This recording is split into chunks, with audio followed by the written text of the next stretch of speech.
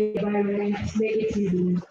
Uh, cleaner energy that is being provided to all these fuels.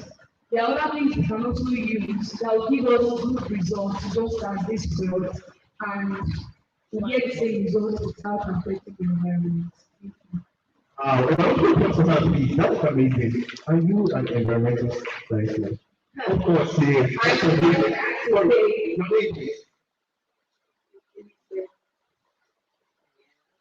Thank you so much, Elizabeth. That was amazing. Like she was able to address the theme of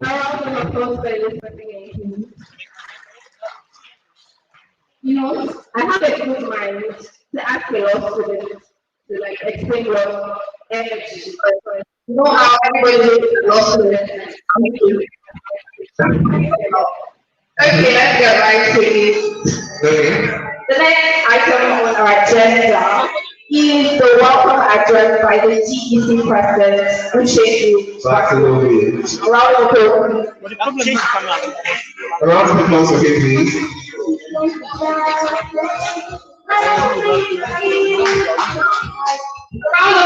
That's the president of the TEC. Should be excited. Put some respect on his name. Thank you. Thank you very much. I'm able to switch. Thank you for coming, everyone. My name is the chairman of the TEC1.0.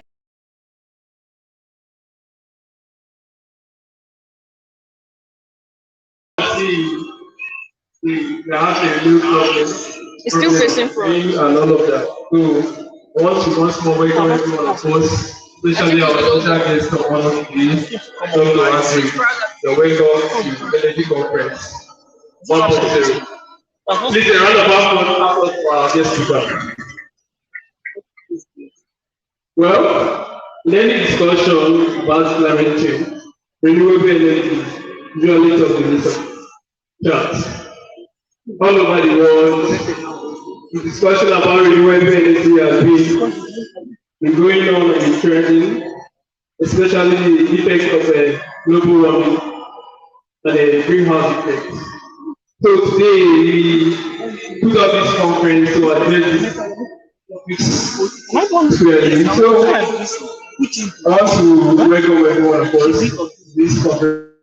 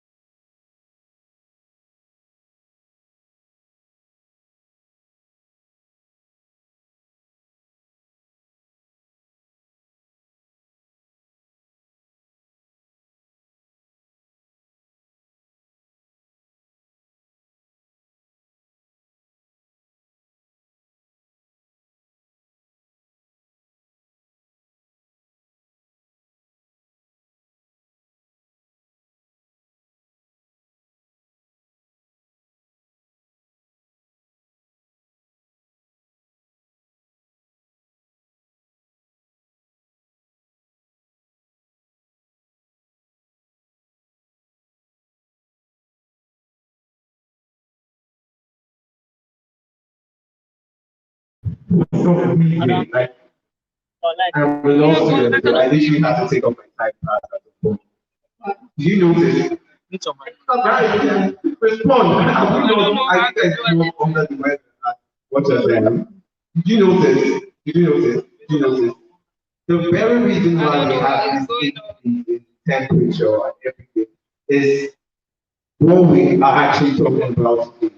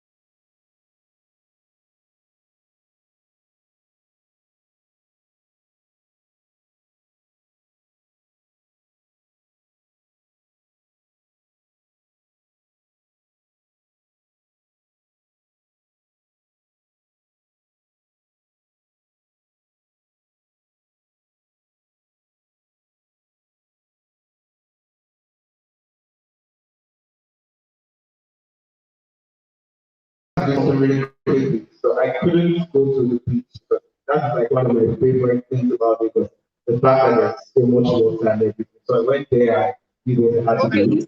So coming back to PE, I noticed something that being city is hotter than Lagos. Being city is literally the face of hell.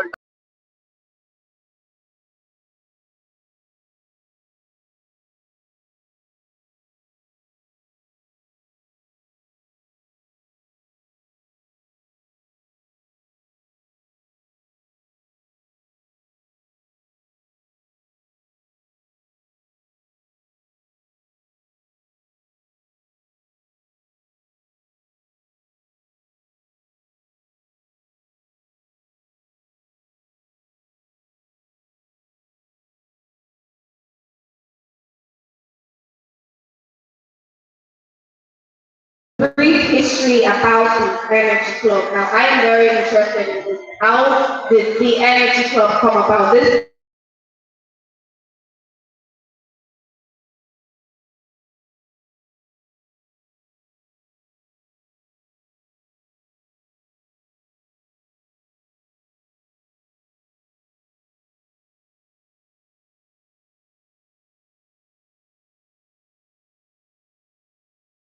by the pioneer founder of the club, Fortune Thomas. Please, with a round of applause. Like he's the reason why we are all gathered here today. Because he's probably right to have something like a significance. So please, a round of applause for Gordon Luna and the form to give us a brief history of the club. Thank you, thank you. Thank you very much. People, I'd like to welcome you all again to this conference.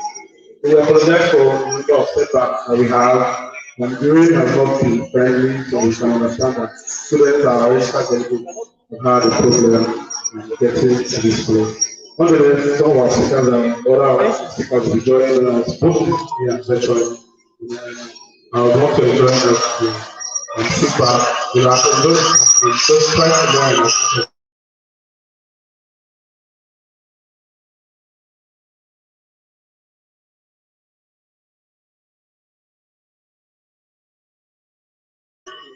essentially we are an academic hub with young professionals.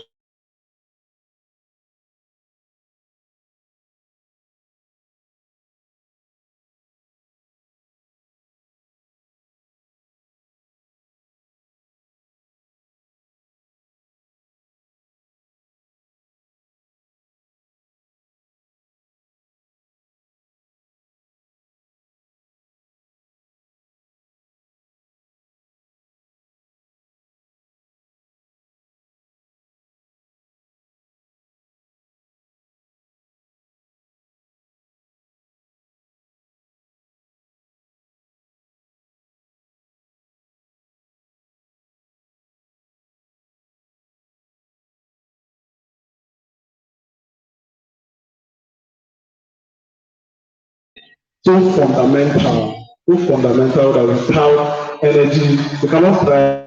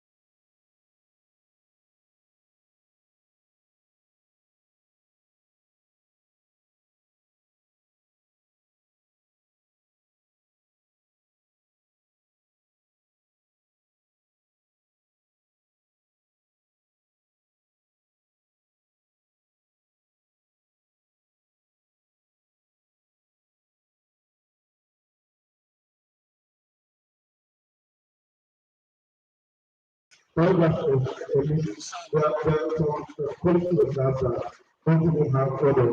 So they are doing better for our society. And we feel like the government of us know this thing, there is a need for us to encourage this transaction.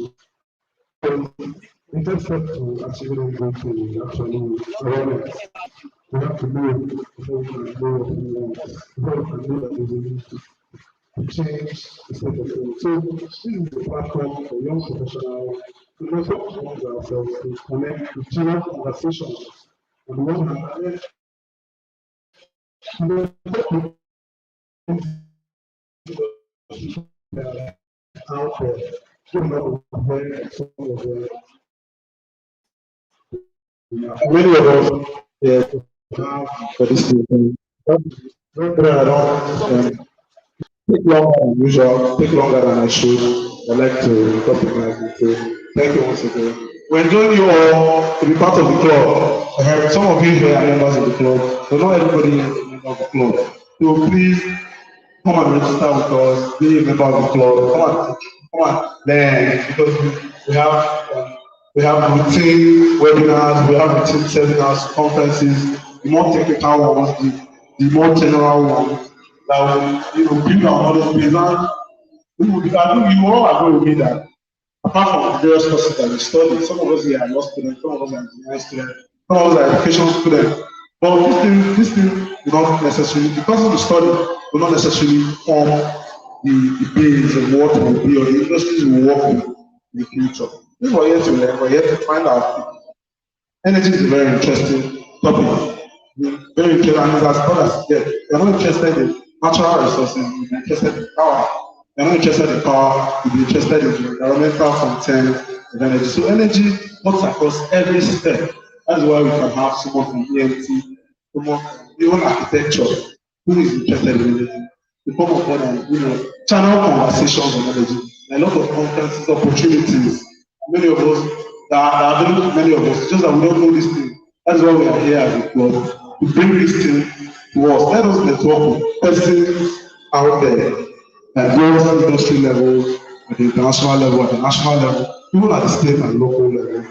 Let us contribute our quota back to society as far as achieving a more sustainable, sufficient energy frame and achieving a better environment is concerned. So on this note, I'd like to go home. Thank you very much. God bless you. A round of applause once more for the founder of the Energy Club. Please celebrate him. He's a great man indeed.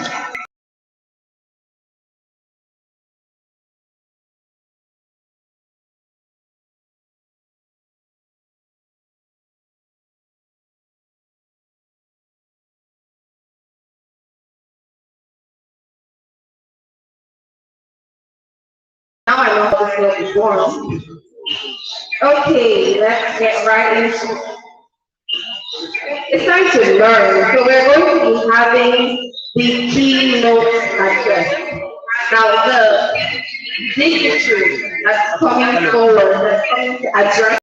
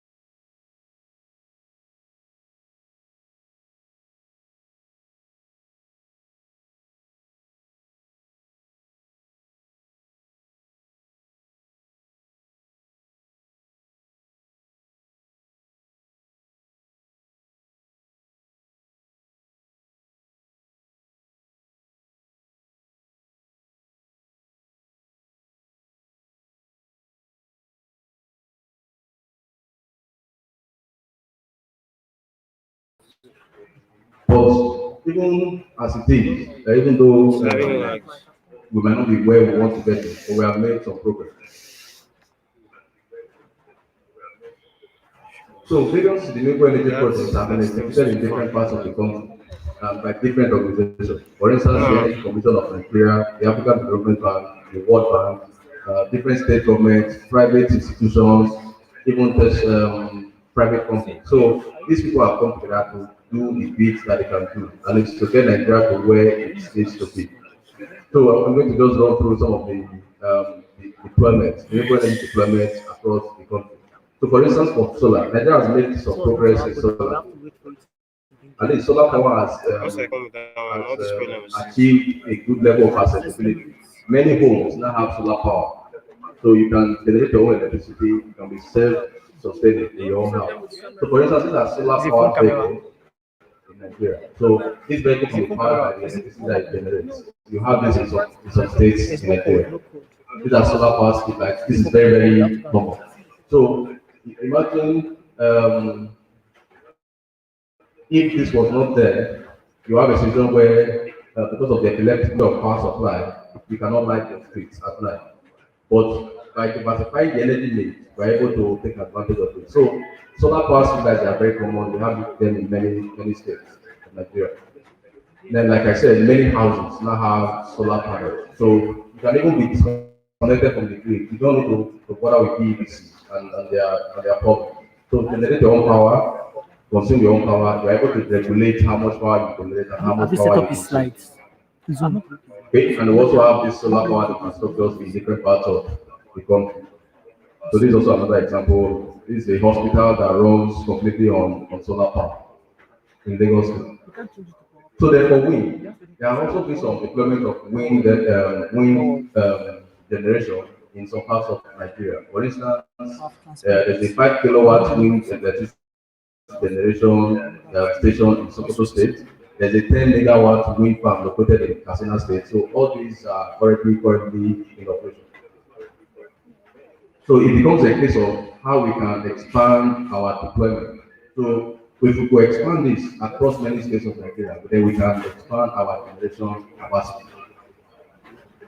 Therefore, large hydropower. These are the current hydropower stations in Nigeria. We have the Jeba Dam, we have the Kainji, we have Chiroro, the power station. These are all producing electricity from water.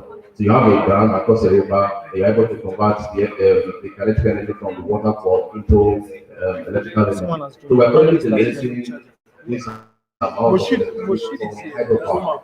But like I showed you in that former table, we can generate over 10,000 megawatts of electricity from hydropower. But we are not currently utilizing that. So we need to still do more work in terms of exploiting the potential we have on hydropower. Then this is large hydropower. We also have small scale hydropower, that's smaller dams that you can put across smaller rivers. So for like the Koba River, it's a small river. You can do a small hydropower station there, and you are able to generate electricity that can serve the local community. So we have different states, Sokoto, Katsina, Niger, different states that you can generate electricity for. But as you can see, the level of development is very small, while the level of undevelopment is very large. So we need to do a lot of work to bridge that gap. So the potential is there. What we need to do is to put in more effort, put in more resources to be able to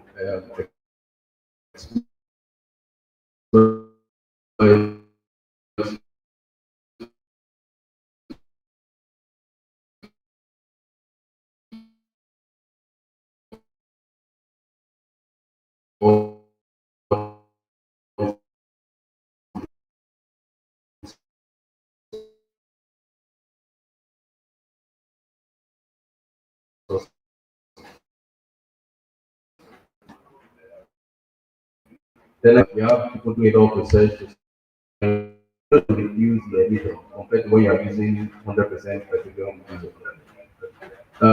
Here in the University of Benin, we have a PhD professorial chair where what we do is to carry out research on biodiesel, how we can produce very efficient biodiesel, and we have been doing a lot of work in that area. We even have a biodiesel plant here in the Department of Chemical Engineering, where we are doing research on that.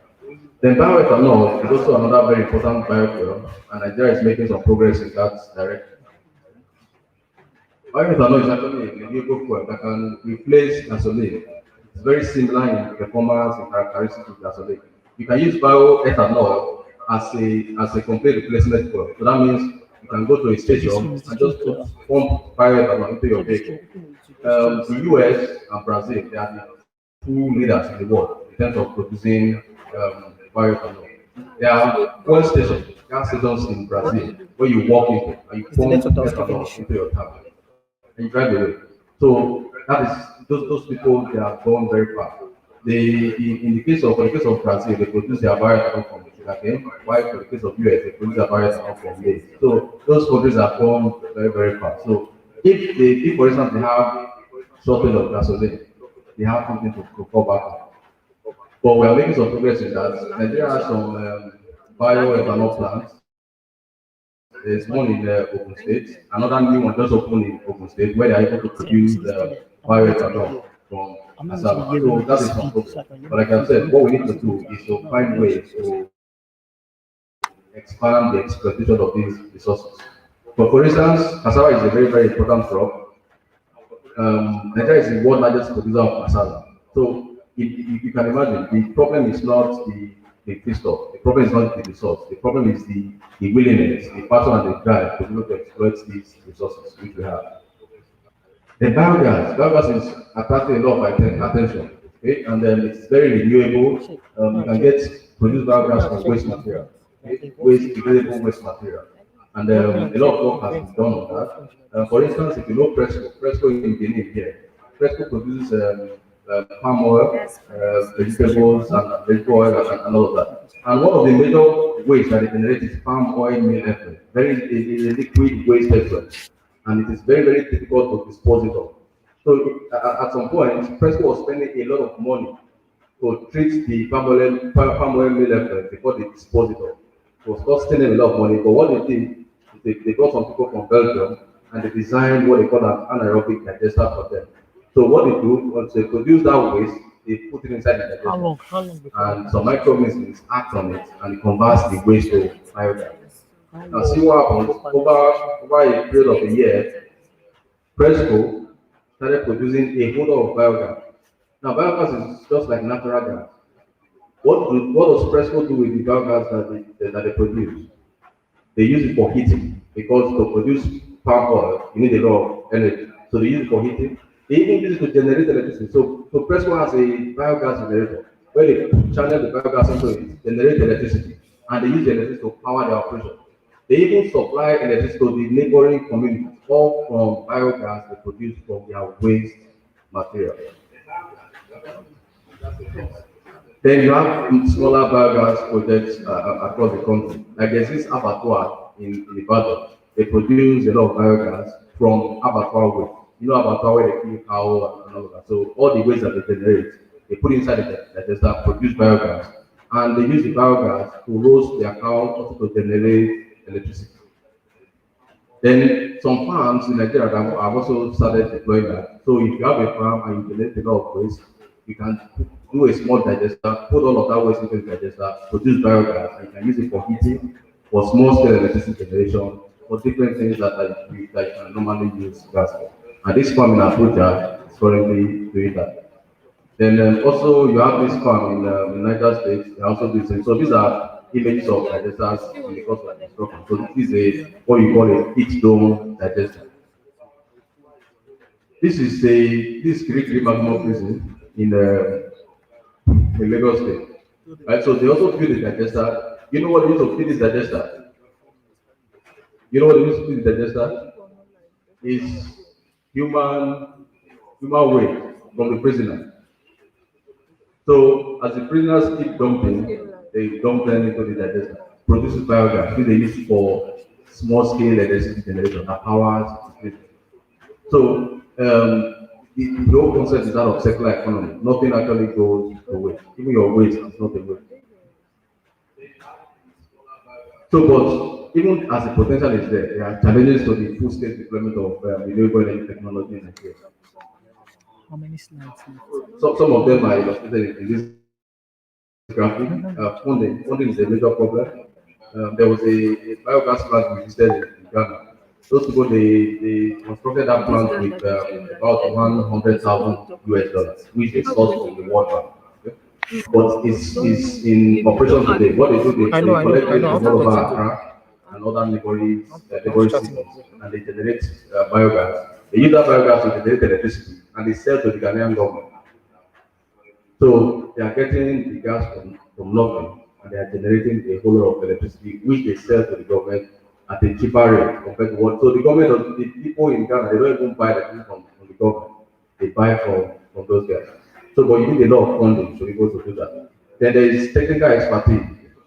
Um, this thing is new, and we know we have the disadvantage of technology in this part of the world. So you need a lot of technical expertise. Then there's also the issue of awareness. Very many people are not aware of the potential of renewable energy. So in that case, a lot of advocacy needs to be done to create that gap. Then incentives. What will make somebody want to go into renewable energy? So the incentive also is an issue. Then inadequate institutional framework. So we don't have policy or effective policies in this country that promote the deployment of renewable energy. So these are some of the challenges. And though there are ways that you can overcome them by something like renewable energy opportunity, that means that Nigeria can produce a policy that says that it is mandatory. Because let's say a power generation company like those in Delta State. So if you are producing power from fossil fuels, the policy will make it mandatory that, let's say, for example, for every 100 kilowatts of normal electricity you generate, you must also generate like 10 kilowatts of energy from renewable sources. So as you are producing energy from normal fossil fuel, you are also producing energy from renewable sources. So a policy can be formulated to make it compulsory. Then there could be capital, legislative, and fiscal support. So the National Assembly can make policies to support that. Then technological support, you can do a lot of capacity building and training. So all of these are things that we do to surmount those challenges. So what I'm going to do in the next couple of years is to talk about what we have been doing here in the rest of the in this regard. Okay, because as researchers, it's our responsibilities to provide solutions to the problems in our world. And we have been doing some of that for a very long time. But we have sort of had a paradigm shift in our thinking pattern. So I'm going to introduce you to some of the things that we have been doing. So, we have a team of researchers, and sometime in 2017, we came together, we partnered with some institutions, Lancaster University in the UK, Lancaster University in Ghana, the Council for Scientific and Industrial Research in Ghana, and some other African universities. So we came together, wrote a grant proposal, and won the proposal, won the grant, and we awarded £7 million to do research in the area of renewable energy. Okay? So, but our focus was solving some of the problems that are currently evident in the Nigerian space. So, for instance, we know that we have serious problem with power shortage.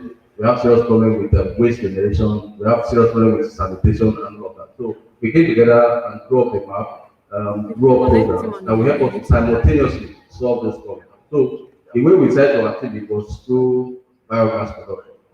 So we decided to produce biogas from waste, organic waste streams. So we identified food waste, abattoir waste, and some other organic waste. So we put that inside a digester. What happens is that we're able to produce biogas. The biogas we produce, you can use it for cooking, for lighting, for heating, electricity generation, and even as a compressed fuel, which you can use to power your vehicle. One of the byproducts of this digestion process is what we call digestate. It is a very rich source of organic fertilizer, so you can use for increased crop production. And then also from there, you can solve the problem of waste generation. So if you go to the abattoirs, there's a whole lot of waste generated, particularly the abattoirs at the cover hill.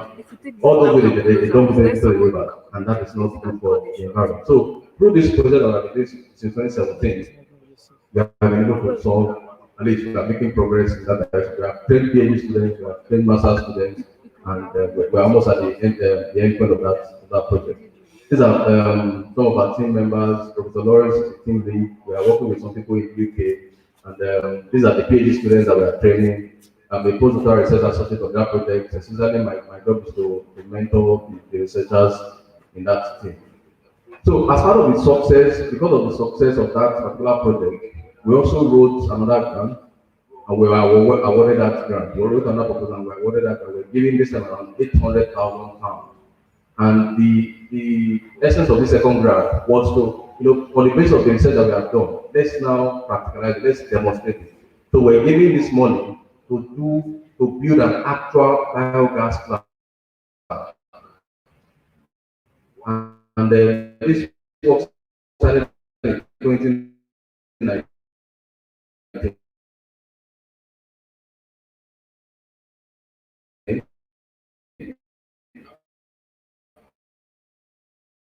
And we have done, and we have other team members here in the university.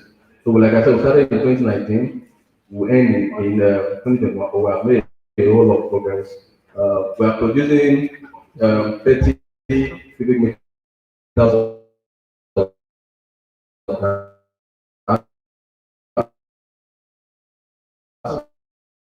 from our wood. And from when we started to now, a whole lot has been done, which we are able to use our wood. So we're able to get 8 hours of light every day from the biomass and from waste. So there's a lot of potential in this. We will deploy this massively across universities in Nigeria. So there's a whole lot that you can do. So this biogas plant is actually beside energy center. So it's beside between energy center and that forensic and DNA center. So if you look inside, you see the biogas plant. Currently, we are producing gas and we are using it to power this generator, which we are using to run the building behind the DNA center. So we have been on this for quite a while, and because of how important we are doing it, we have done a whole lot of stakeholder engagement, trying to bring all of this out there. Because ultimately, the job of the researcher is to provide a solution, but the solution you are providing has to be one that is fit for purpose. That is the person that you are giving the solution to. It should actually be a solution that the person wants. You don't want to design a car that will not be suitable for you by the person that's going to buy it. So that's why, in the course of what we have been doing, we have been carrying along the potential end users. So we hold series of meetings, series of workshops, series of training and engagement events to carry all these people along. Like the other operators, secondary school students. So we have been meeting with the whole of, we're doing seminars, advocacy, creating awareness, and all of that. So we trained the avatar operators. This one was very, very important because this one, the avatar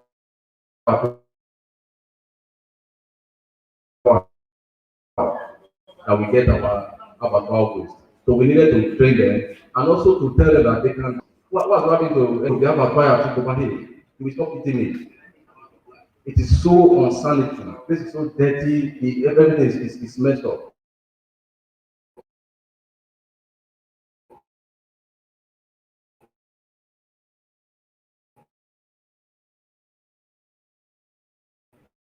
You understand? And you know what they use to roast the cow? Use time. Yes, so use that. So if you actually go there, you will not eat it, you stop eating it. So that's not. But imagine we're able to train them and tell them that from this biogas that you can generate from your waste, you can start using it to roast your cow. You don't need to use firewood, you don't need to use kerosene and all of that. In fact, when I invited them to our biogas plant, when they thought they were shocked. And it's the same abattoir waste that you collect from us and use to produce biogas. Right there, they consider a committee. They said we're going to build their own biogas plant to roast their own. So we also set farms, and for the people farm, we are trying to train them to tell them that you can produce biogas from the waste you generate from your farm and use it for lighting, use it for heating, and for power. So even the waste managers in those days, because there's a whole lot of waste collected. When they collect waste in those days, they just dump it in those landfills, the dump sites. Nothing happens. But that waste is actually a very useful resource. So we have trained them and told them that they start adopting the concept of segregation. So segregate the organic waste, and you can put it digester and produce a whole lot of energy. So you as a waste manager, your job is only to collect the waste. You can also be producing energy and sell it. So you will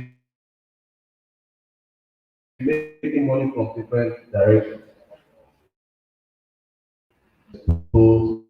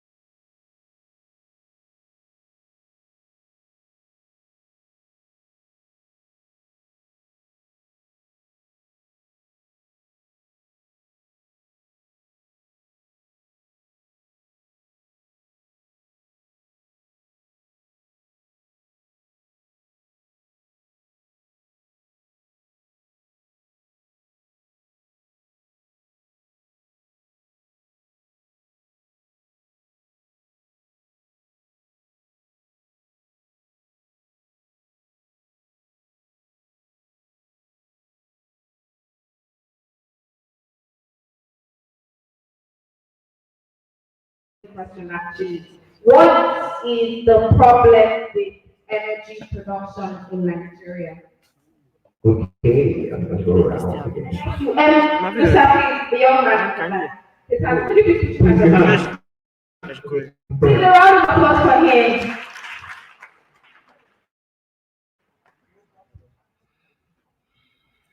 The problem I'm having with this thing right now is that it's passing through many.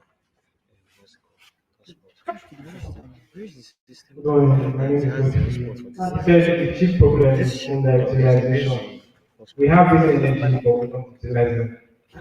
Thank you so very much. Please. That's amazing. A round of applause for Round of him. applause. Okay. You guys actually use that. Okay. Next question. How many percent of Africa does have energy? Not you again. Not you again. Not you again. Not you again. Okay.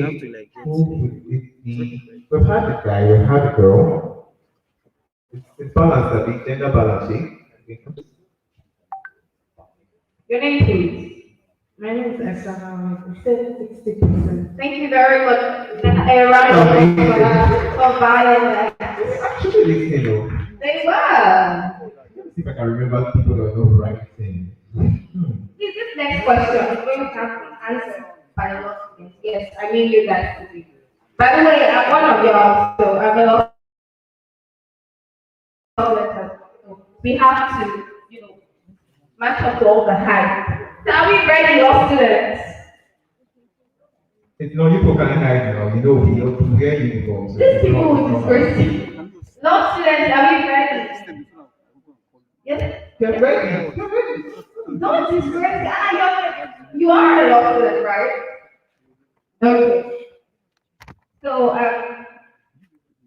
if you give me two examples of very simple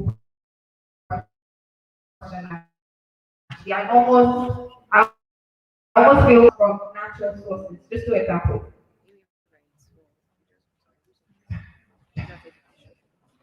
I can hear people start speaking. Two examples. And he's a law student. Thank you very much for that's vindicating the family and the faculty. Thank you. Sorry, it's like lots of stairs. It is.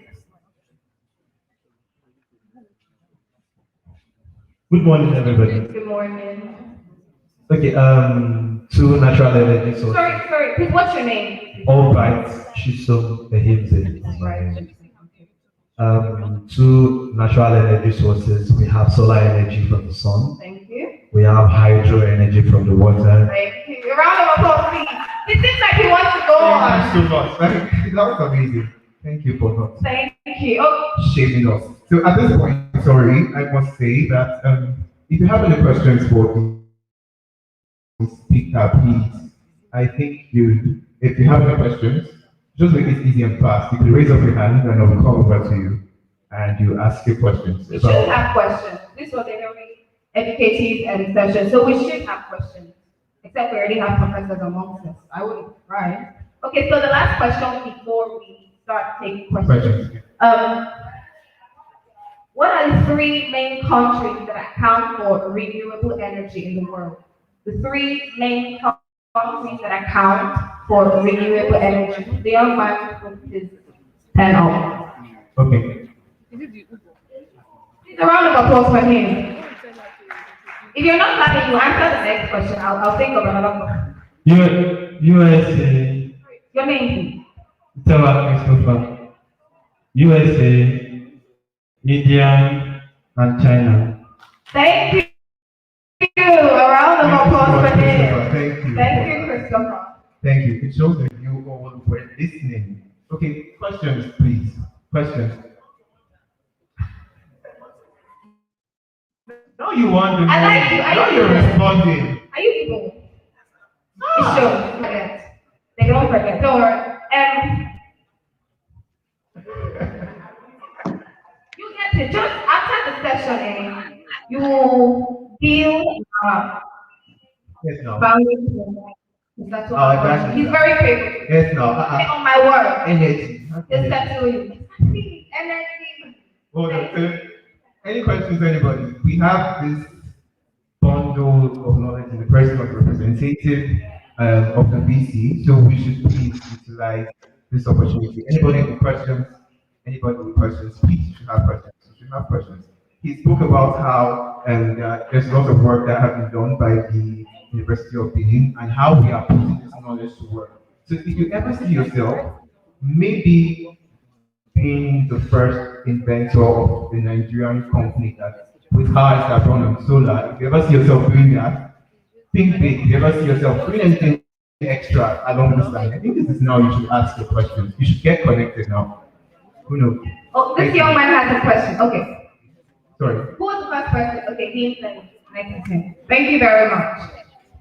Just a round of applause for our questioner. Um, Good morning, everybody. My name is Emmanuel Komada. Um, my question goes to Professor Electron.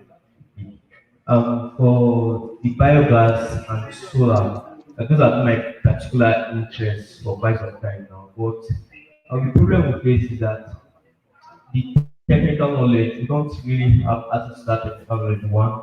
And number two is the funding. So how do students, young persons like us that are really trying to build something or do something, get access to fund and technical knowledge, a real technical training on how to do that?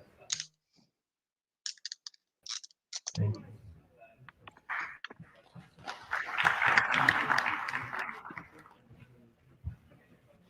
Sorry, that's actually a good question.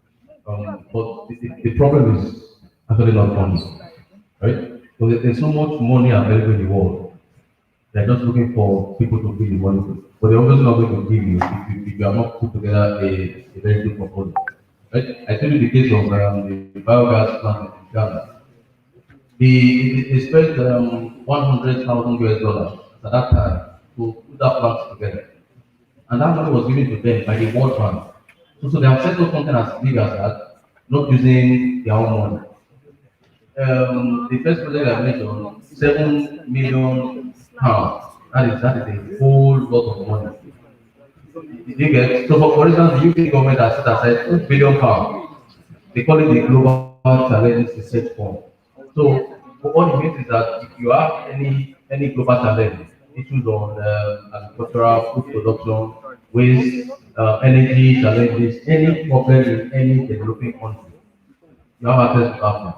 Obviously, for you to get that fund, you need to put together a proposal. So this even cuts across the sector. Like some of our colleagues, they complain that one of the problems they have is no money to do research. I tell them that that's not your problem. The problem is that you don't have the capacity to write a very good proposal. So if you put together a very good proposal, there are agencies willing to fund your project.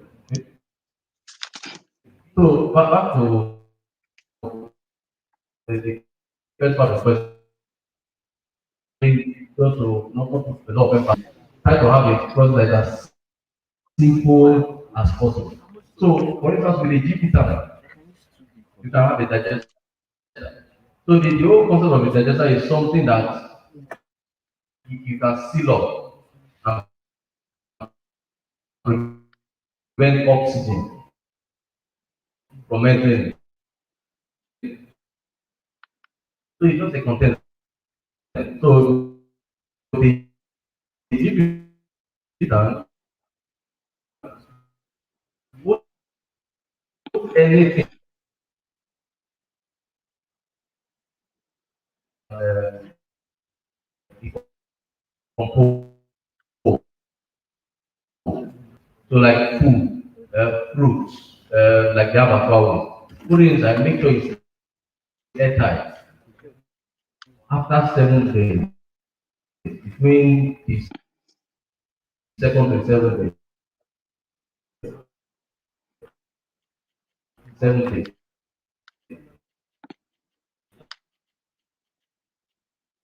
that was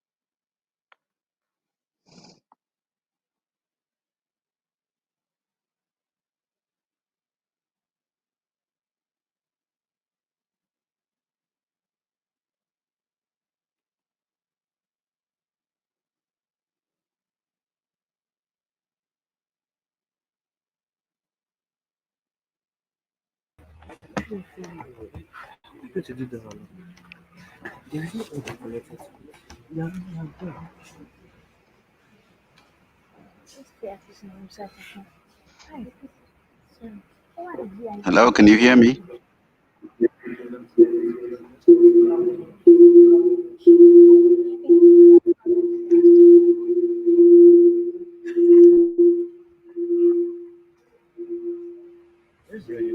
Yeah.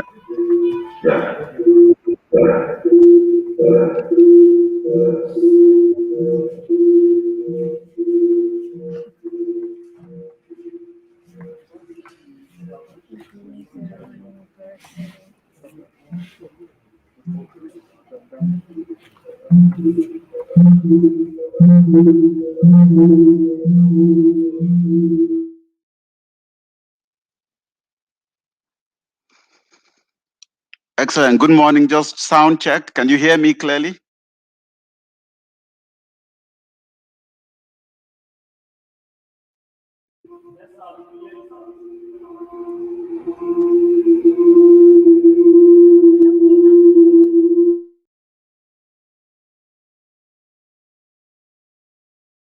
Can you hear me?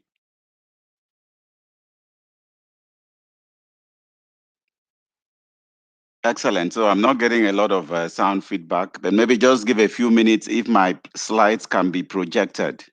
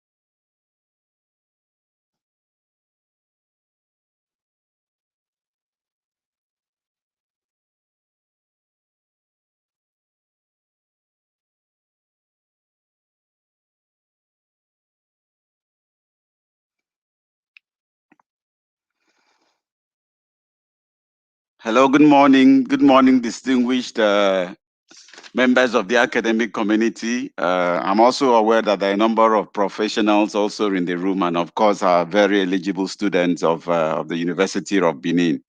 My name is Ed Ubong. I'm president of the Nigerian Gas Association.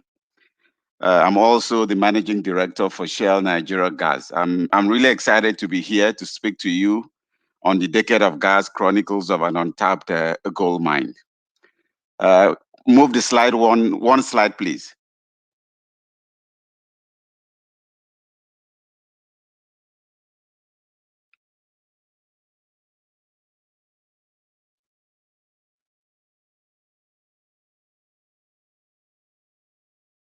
Energy is critical to the economic and social development of virtually everybody. And of course, it's one of the biggest tools that can improve the lives and livelihoods of a large range of population. Globally, over 1.1 billion people lack access to energy. But maybe the more critical data is that 50% of these people are in Africa. I believe, as president of the Nigerian Gas Association, that natural gas is a key enabler to enable Nigerians, Africans reduce the poverty and the lack of development that exists on the continent. On the right, you see the Area International Market. I'm not sure how many people in the room know Area. Area is possibly the largest open stall market in West Africa. At the last count, there are over 37,000 shops. And on a peak market day, if we do not have the current security situations, over 1 million traders gather in that market. And then you have traders, you have transporters. It's a huge beehive of economic activity. But one of the largest challenges at the area market was just that there was no access to energy. So you walk into our area market and all you hear are a significant number of small generators humming on each side with the light bulbs in the front to indicate that that trader is active. And a lot of work has been done by the Rural Electrification Agency to see how that gap is closed. Today, we have an IPP within the area market being run by the AMESL consortium. And just to mention that Shell Nigeria Gas is then providing gas to AMESL to ensure that that market is energized. It is common knowledge, just move one more slide, that Nigeria has significant amount of gas. Gas remains the fastest growing fossil fuel. And if you look at the global indices, it is the only fossil fuel that is expected to grow beyond 2030. I mean, if you look at the right hand of the current chart, I hope it's showing clearly, you would see that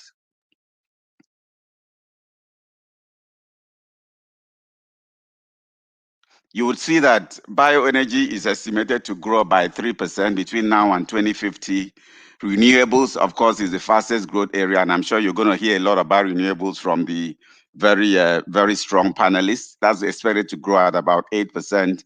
Hydro, we think, will remain stable. Nuclear will sort of remain stable, while coal, oil will shrink. And gas is the only sort of fossil fuel that would be expected to grow over the next 30 years. This is data from the Gas Exporting Countries Forum in their last global outlook that was prepared in 2020. Historically, over the past 20 years, we've also seen significant growth in gas, both from production, both from demand and also in exports. If you look at the data in the middle around gas consumption, production has grown over 100%, exports has grown by over 300%, and even the demand itself has also grown over 107%. Today, I mean, if you are following the news globally, you hear discussions about the gas crisis that has suddenly sort of gripped Europe, where gas is almost getting as expensive, actually more expensive than oil on a per BOE level. But what has been the situation in Nigeria? And maybe just move one more slide.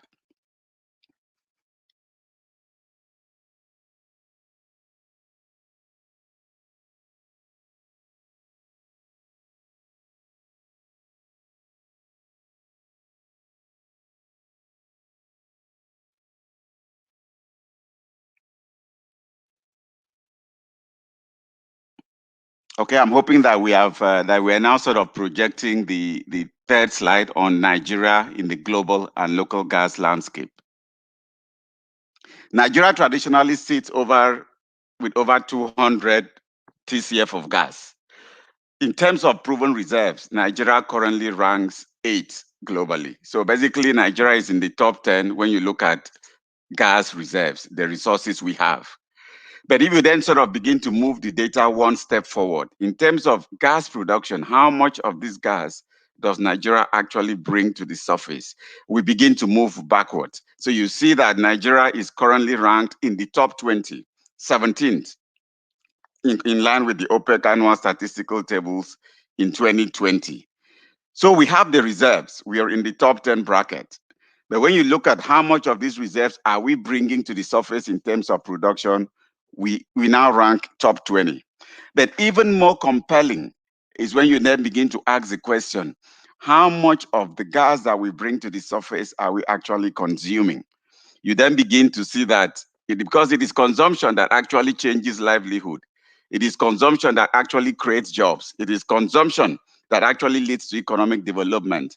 There, Nigeria now drops into the top 50, currently ranked at about 41. So basically, we bring significant volumes of gas to the surface. On a good day, you see our breakdown. We export 43% of those volumes. We reinject another 32%. Today, we sort of flare about 8 to 5%, and I'm sure you may have heard from Justice Derafaka, who runs the Nigerian gas flare commercialization program. We only consume 15% of the gas that we produce, about 1.2 BCF a day. And that's sort of reflected on the chart on the right-hand side, where you see significant production going up, exports going up, the demand sort of leading the sort of bottom line part of that chart. In fairness, we have come a long way, and we've more than doubled our consumption in the last 20 years. But frankly, that is not enough. And then what then faces us as a country is that we need to accelerate our consumption. We need to accelerate our production. We also need to declare and accelerate our exports. And that's what has sort of led the president earlier in this year to sort of declare a decade of gas. 10 years when we all need to work together to see how we can reposition Nigeria on the global landscape. One more slide.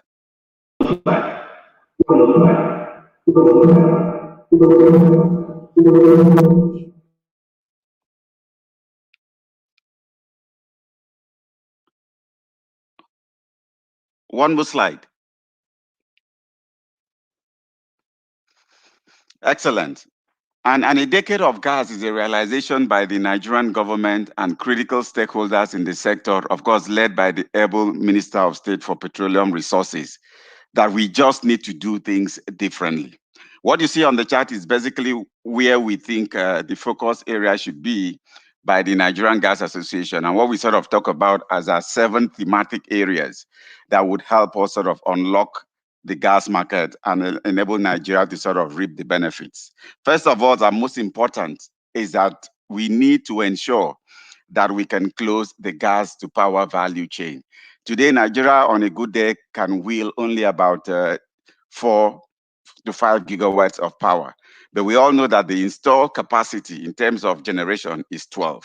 So we are then faced with the dilemma. The country does not have enough power. We can generate up to 12, but people are only getting 5. And I think a short-term action is that we need to find a way where we close that gap, that even the 12 that we can generate, that we can even consume up to 10, before we then even begin to talk about how do we add more generation capacity. To deliver this, I mean, there are lots of structural issues that will need to be addressed in the value chain, mainly also looking at the distribution end. How do we ensure that the gas generated is actually taken into the grid and delivered to the end customer? There are also outstanding gas supply invoices which will need to be addressed so that the industry can continue to have the feeling that we can put more money into this sector to fix lines, to build new poles, and even to sort of generate new power.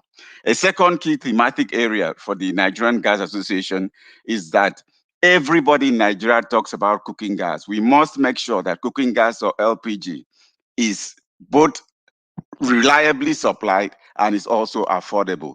I'm hoping that the Nigerian LPG Association would be on the panel. My honorable friend, Mr. Nuhu, and I'm sure he will speak a lot around what he's trying to do in that space to sort of ensure that cooking gas, which is cleaner, has significant health benefits in the rural areas, can become the main means of cooking for millions of Nigerians.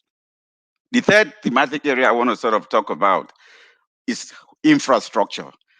To get gas from where it is produced to where it is needed, you need to build infrastructure. In Nigeria today, there are a number of key projects which we think are important to be completed to allow that interconnectivity to exist. The first one is the OBOB line, the line that would link the gas supply in the east, where we have a lot of the gas fields, with the significant demand that exists in the west. Places like Lagos, Ogun, where there are already lots of customers that need to take gas, and also, of course, the WACP line that takes gas into West Africa. That link line needs to be completed. We need to expand the Alps. With the new project also that the government is working on is the AKK project, the big line that will take gas from Ajakuta to Abuja to Kano to Kaduna. That's an important infrastructure because it then opens up new consumers, new markets for Nigeria's gas resources. Critical projects. My view and my sort of suggestion to the government is that the Ajakuta to Abuja line should be completed before the end of 2022. There is no reason why we shouldn't be able to complete that relatively short length of line that then takes gas into Abuja, which is the federal capital city. Another area that will need significant focus is ensuring that we have a stable regulatory and pricing framework. And that's just an indication on how much is gas sold, what should be the retail end price, what should be the supply side. That clarity is what helps investors to plan and to put money in the market. And of course, this needs to be done under the umbrella of the Petroleum Industry Act, which the federal government has successfully passed. I mean, that bill has been in the works for over 15 years, and it's great. And the industry is actually excited that the PIA is now law. We then need to sort of move into that space where the implementation then also moves rapidly so that we can unlock the gains that is required. Also, gas is required for industries, whether it is refineries, whether it is petrochemical plants, whether it is fertilizer plants, whether you are taking gas to industrial clusters. But industries require gas, also manufacturing plants. You really can't do any of those activities without significant volumes of gas flowing into your process plant or powering your gas generation set. And this is a key area that we also need to focus on. How do we support the gas-based industries? Then there needs to be a cluster of industries in every state in Nigeria. Today, there are significant gas clusters in Lagos, in Ogun, in Rivers, in Abia. We're trying to build one. Shell's trying to build one in Bayelsa, one in Ibadan. But we even need a more developed industrial cluster also in Benin, where, of course, we've seen significant work done by His Excellency with the power plants and also trying to create new industries. But every state in Nigeria, or 80% of the states in Nigeria, have viable industries that can be supported to form industrial clusters, which will create jobs, actually then generate end products that all of us can consume and use. And where that production is in excess, we can then begin to sort of export it to the rest of the region. Of course, we also need to continue to support our export project, which is the LNG project. Final investment decision has been taken there to construct Train 7, and I think that ship is ongoing now. The construction work is ongoing. We're looking forward to see how that can be completed, and Nigeria can even then begin to talk about more trains so that we can continue to stay in the top 10 when we talk about LNG countries in the world. All of this will not be possible if we do not begin now to build the right professionals that would work in the Nigeria's decade of gas. And that sort of comes back into the room. How many of the studies that we're doing in our chemical engineering, in our mechanical engineering and electrical engineering is actually focused around gas? We need to support the professionals or the students who are already now learning engineering. We need to support the professionals who have spent so much of their lives working in oil. How do they retool? And that's also a key area where the NGA is working with key parastatals to see how do we train 500, 1,000 professionals each year on what and how they can be effective during the decade of gas. All of this, of course, needs to come together in some sort of framework. And today, where we're wheeling about 5 BCF of gas per day, we think that if we all work together over the decade, we should be able to triple what our annual production is, heading towards a 15 BCDF. And we can do this if we all have a Nigerian decade of gas master plan. In fairness, the Ministry of Petroleum Resources has already kicked that work on, where we're sort of working with McKinsey to see how do we sort of frame the key things that need to sort of happen in that decade. In closing, I would always like to say that over the past 60 years, oil has divided us, but we must all come together to ensure that as we move into the decade of gas, that gas unites us. And I see all the future leaders that can make that happen in the room today. And I appeal and I continue to pray, and the NGA leaves its doors open to any suggestions, any areas of collaborations that can allow us move into the decade of gas together, enjoy its benefits together as Nigerians. Long live the Federal Republic of Nigeria. Long live the NGA, and long live Uniben. Thank you.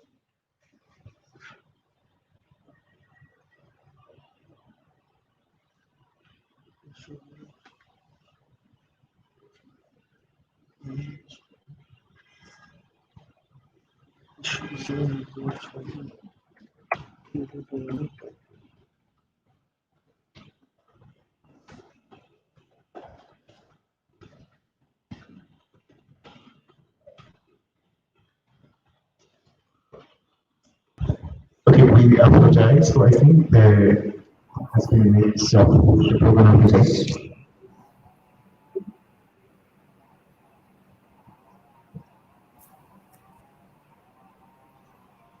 Okay, right before the closing session, we are going to have a presentation from Engineer Justice. I believe he's a representative of, we're going to have a presentation from Engineer Justice right about now.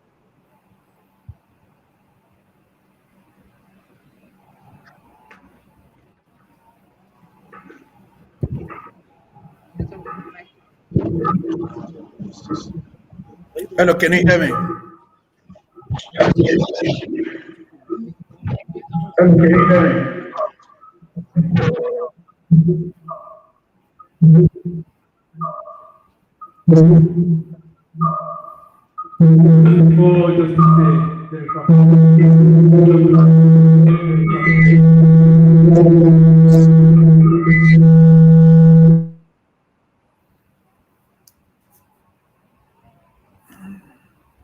Hello, can you hear me?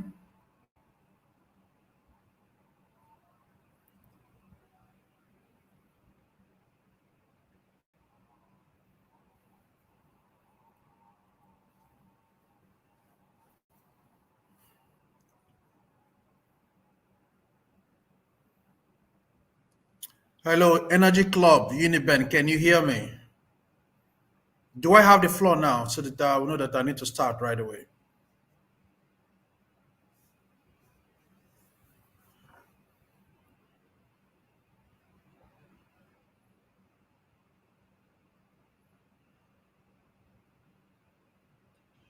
We can't hear you, sir. Okay, do I have the floor now? Yes, sir, you do. All right, thank you.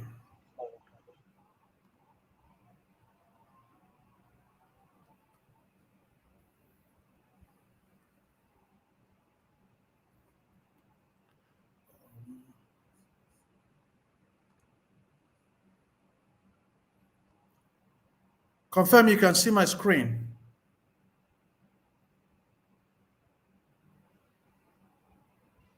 Yes, sir, we can see your screen clearly. Good. All right. Thank you very much. So, good is afternoon. Good afternoon, ladies and gentlemen.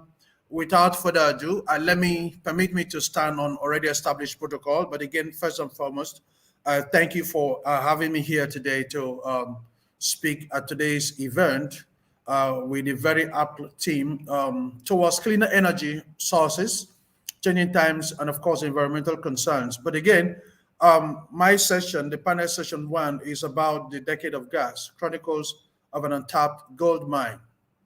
Now, just like Edubum, my president of the Nigerian Gas Association, has clearly stated, government is doing a whole lot in the gas space, and you all will agree with me that prior now, what we know in this country, predominantly in the petroleum sector, is about crude oil and gas flaring. So today, with the advent, I feel like with the approval given by the Federal Executive Council in 2017 of the National Gas Policy, which of course emanated from each predecessor of the Gas Master Plan, we have been talking about gas.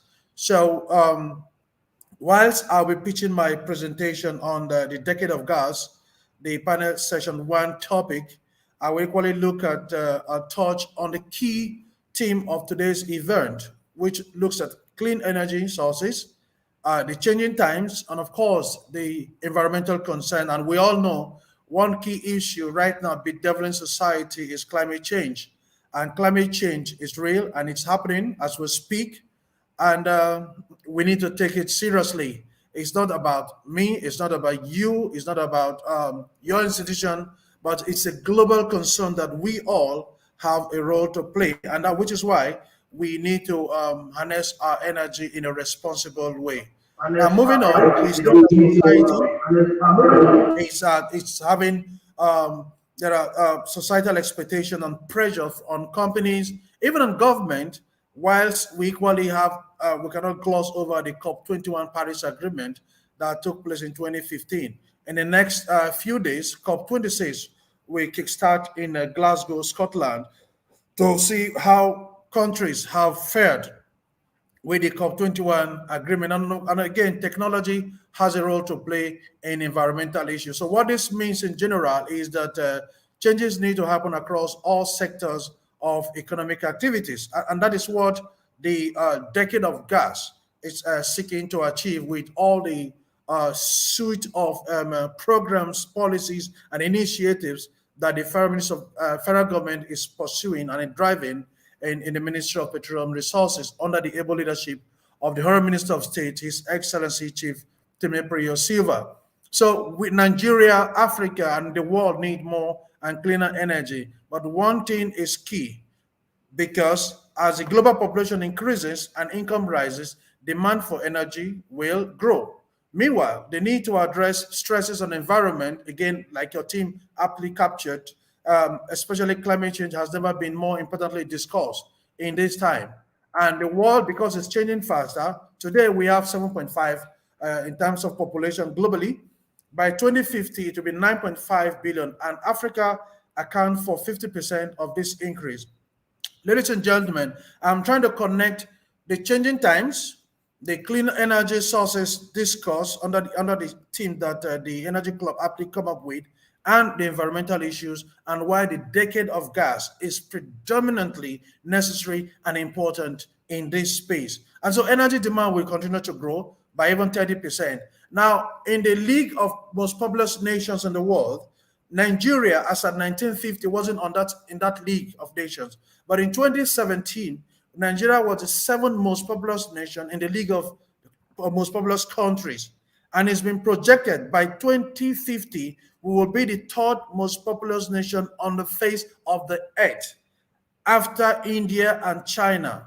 Ladies and gentlemen, what this tells us is that we will need every form of energy, in particular cleaner energy. And today, as we speak, Nigeria and Africa has energy poverty, which is why we say Africa is still in darkness, because 95% of those living without electricity in the world are in sub-Saharan Africa, where you and I are presently in, and of course in developing Asia.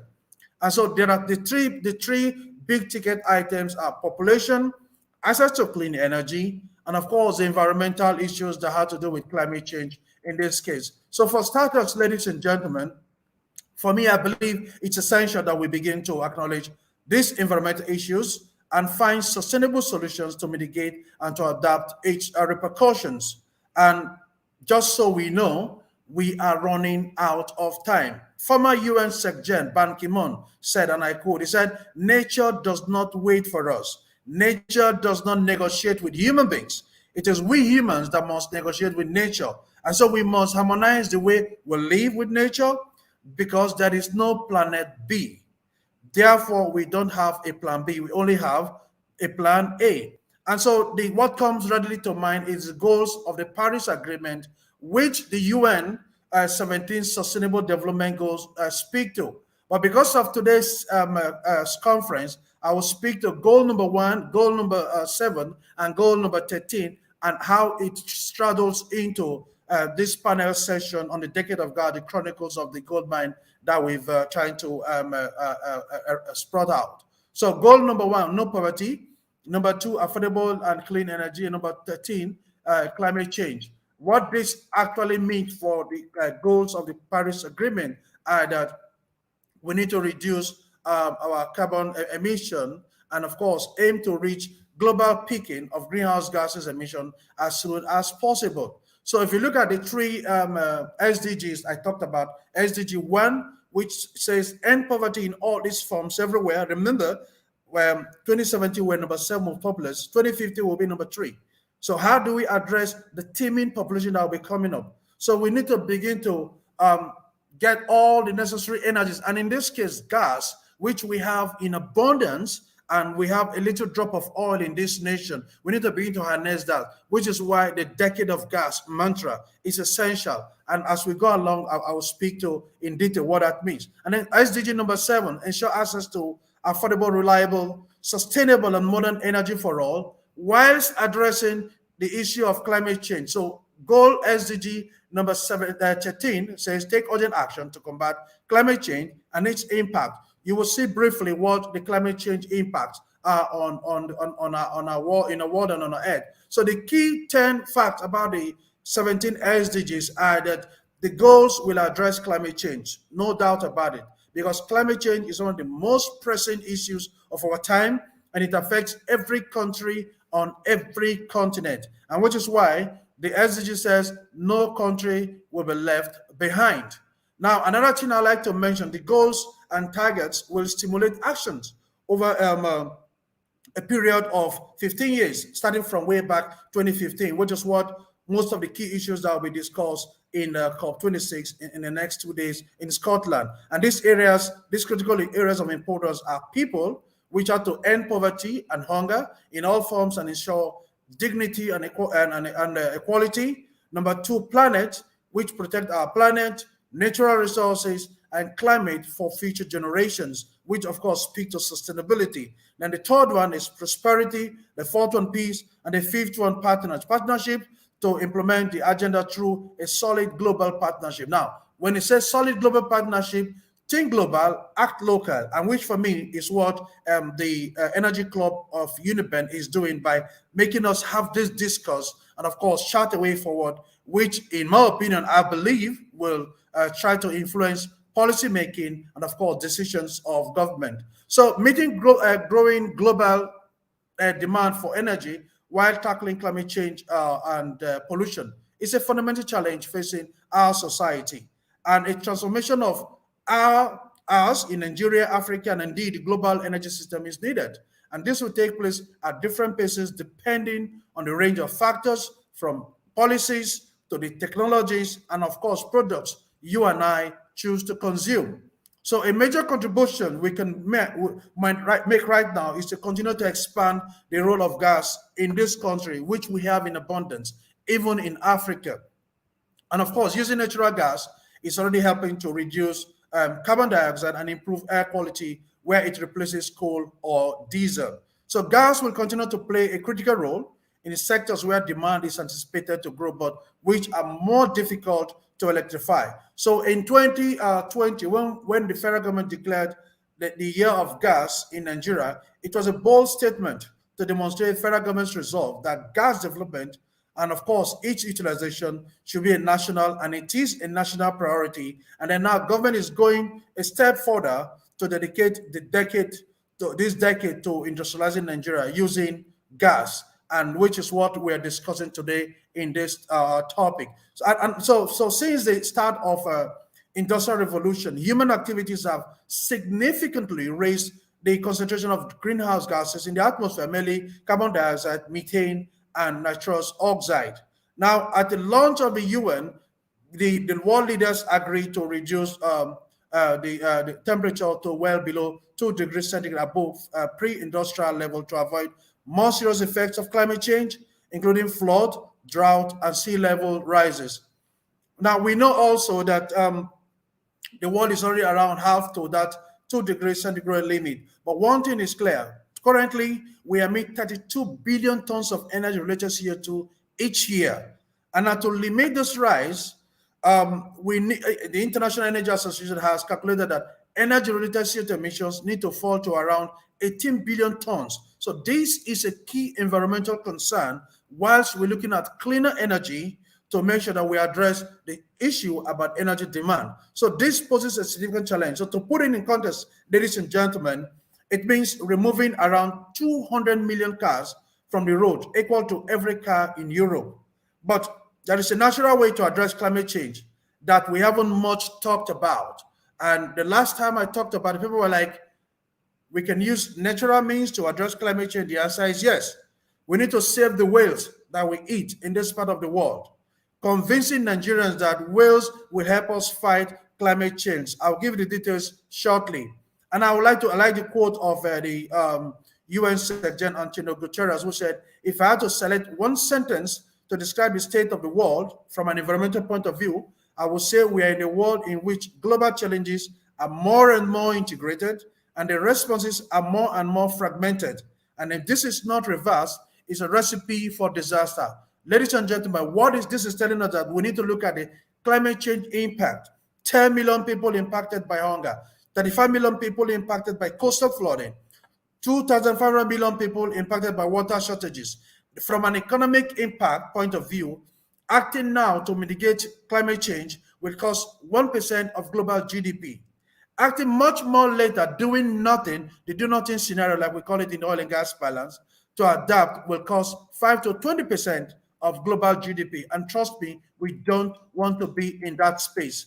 So looking at key findings, climate change is not just an environmental issue, and thanks to the Energy Club Uniben for capturing that, even as we look at cleaner energy, which, by the way, it's a very good thing. But the other issue is that future concerns in atmospheric composition and climate are inevitable with increases in temperature and, of course, some extreme conditions.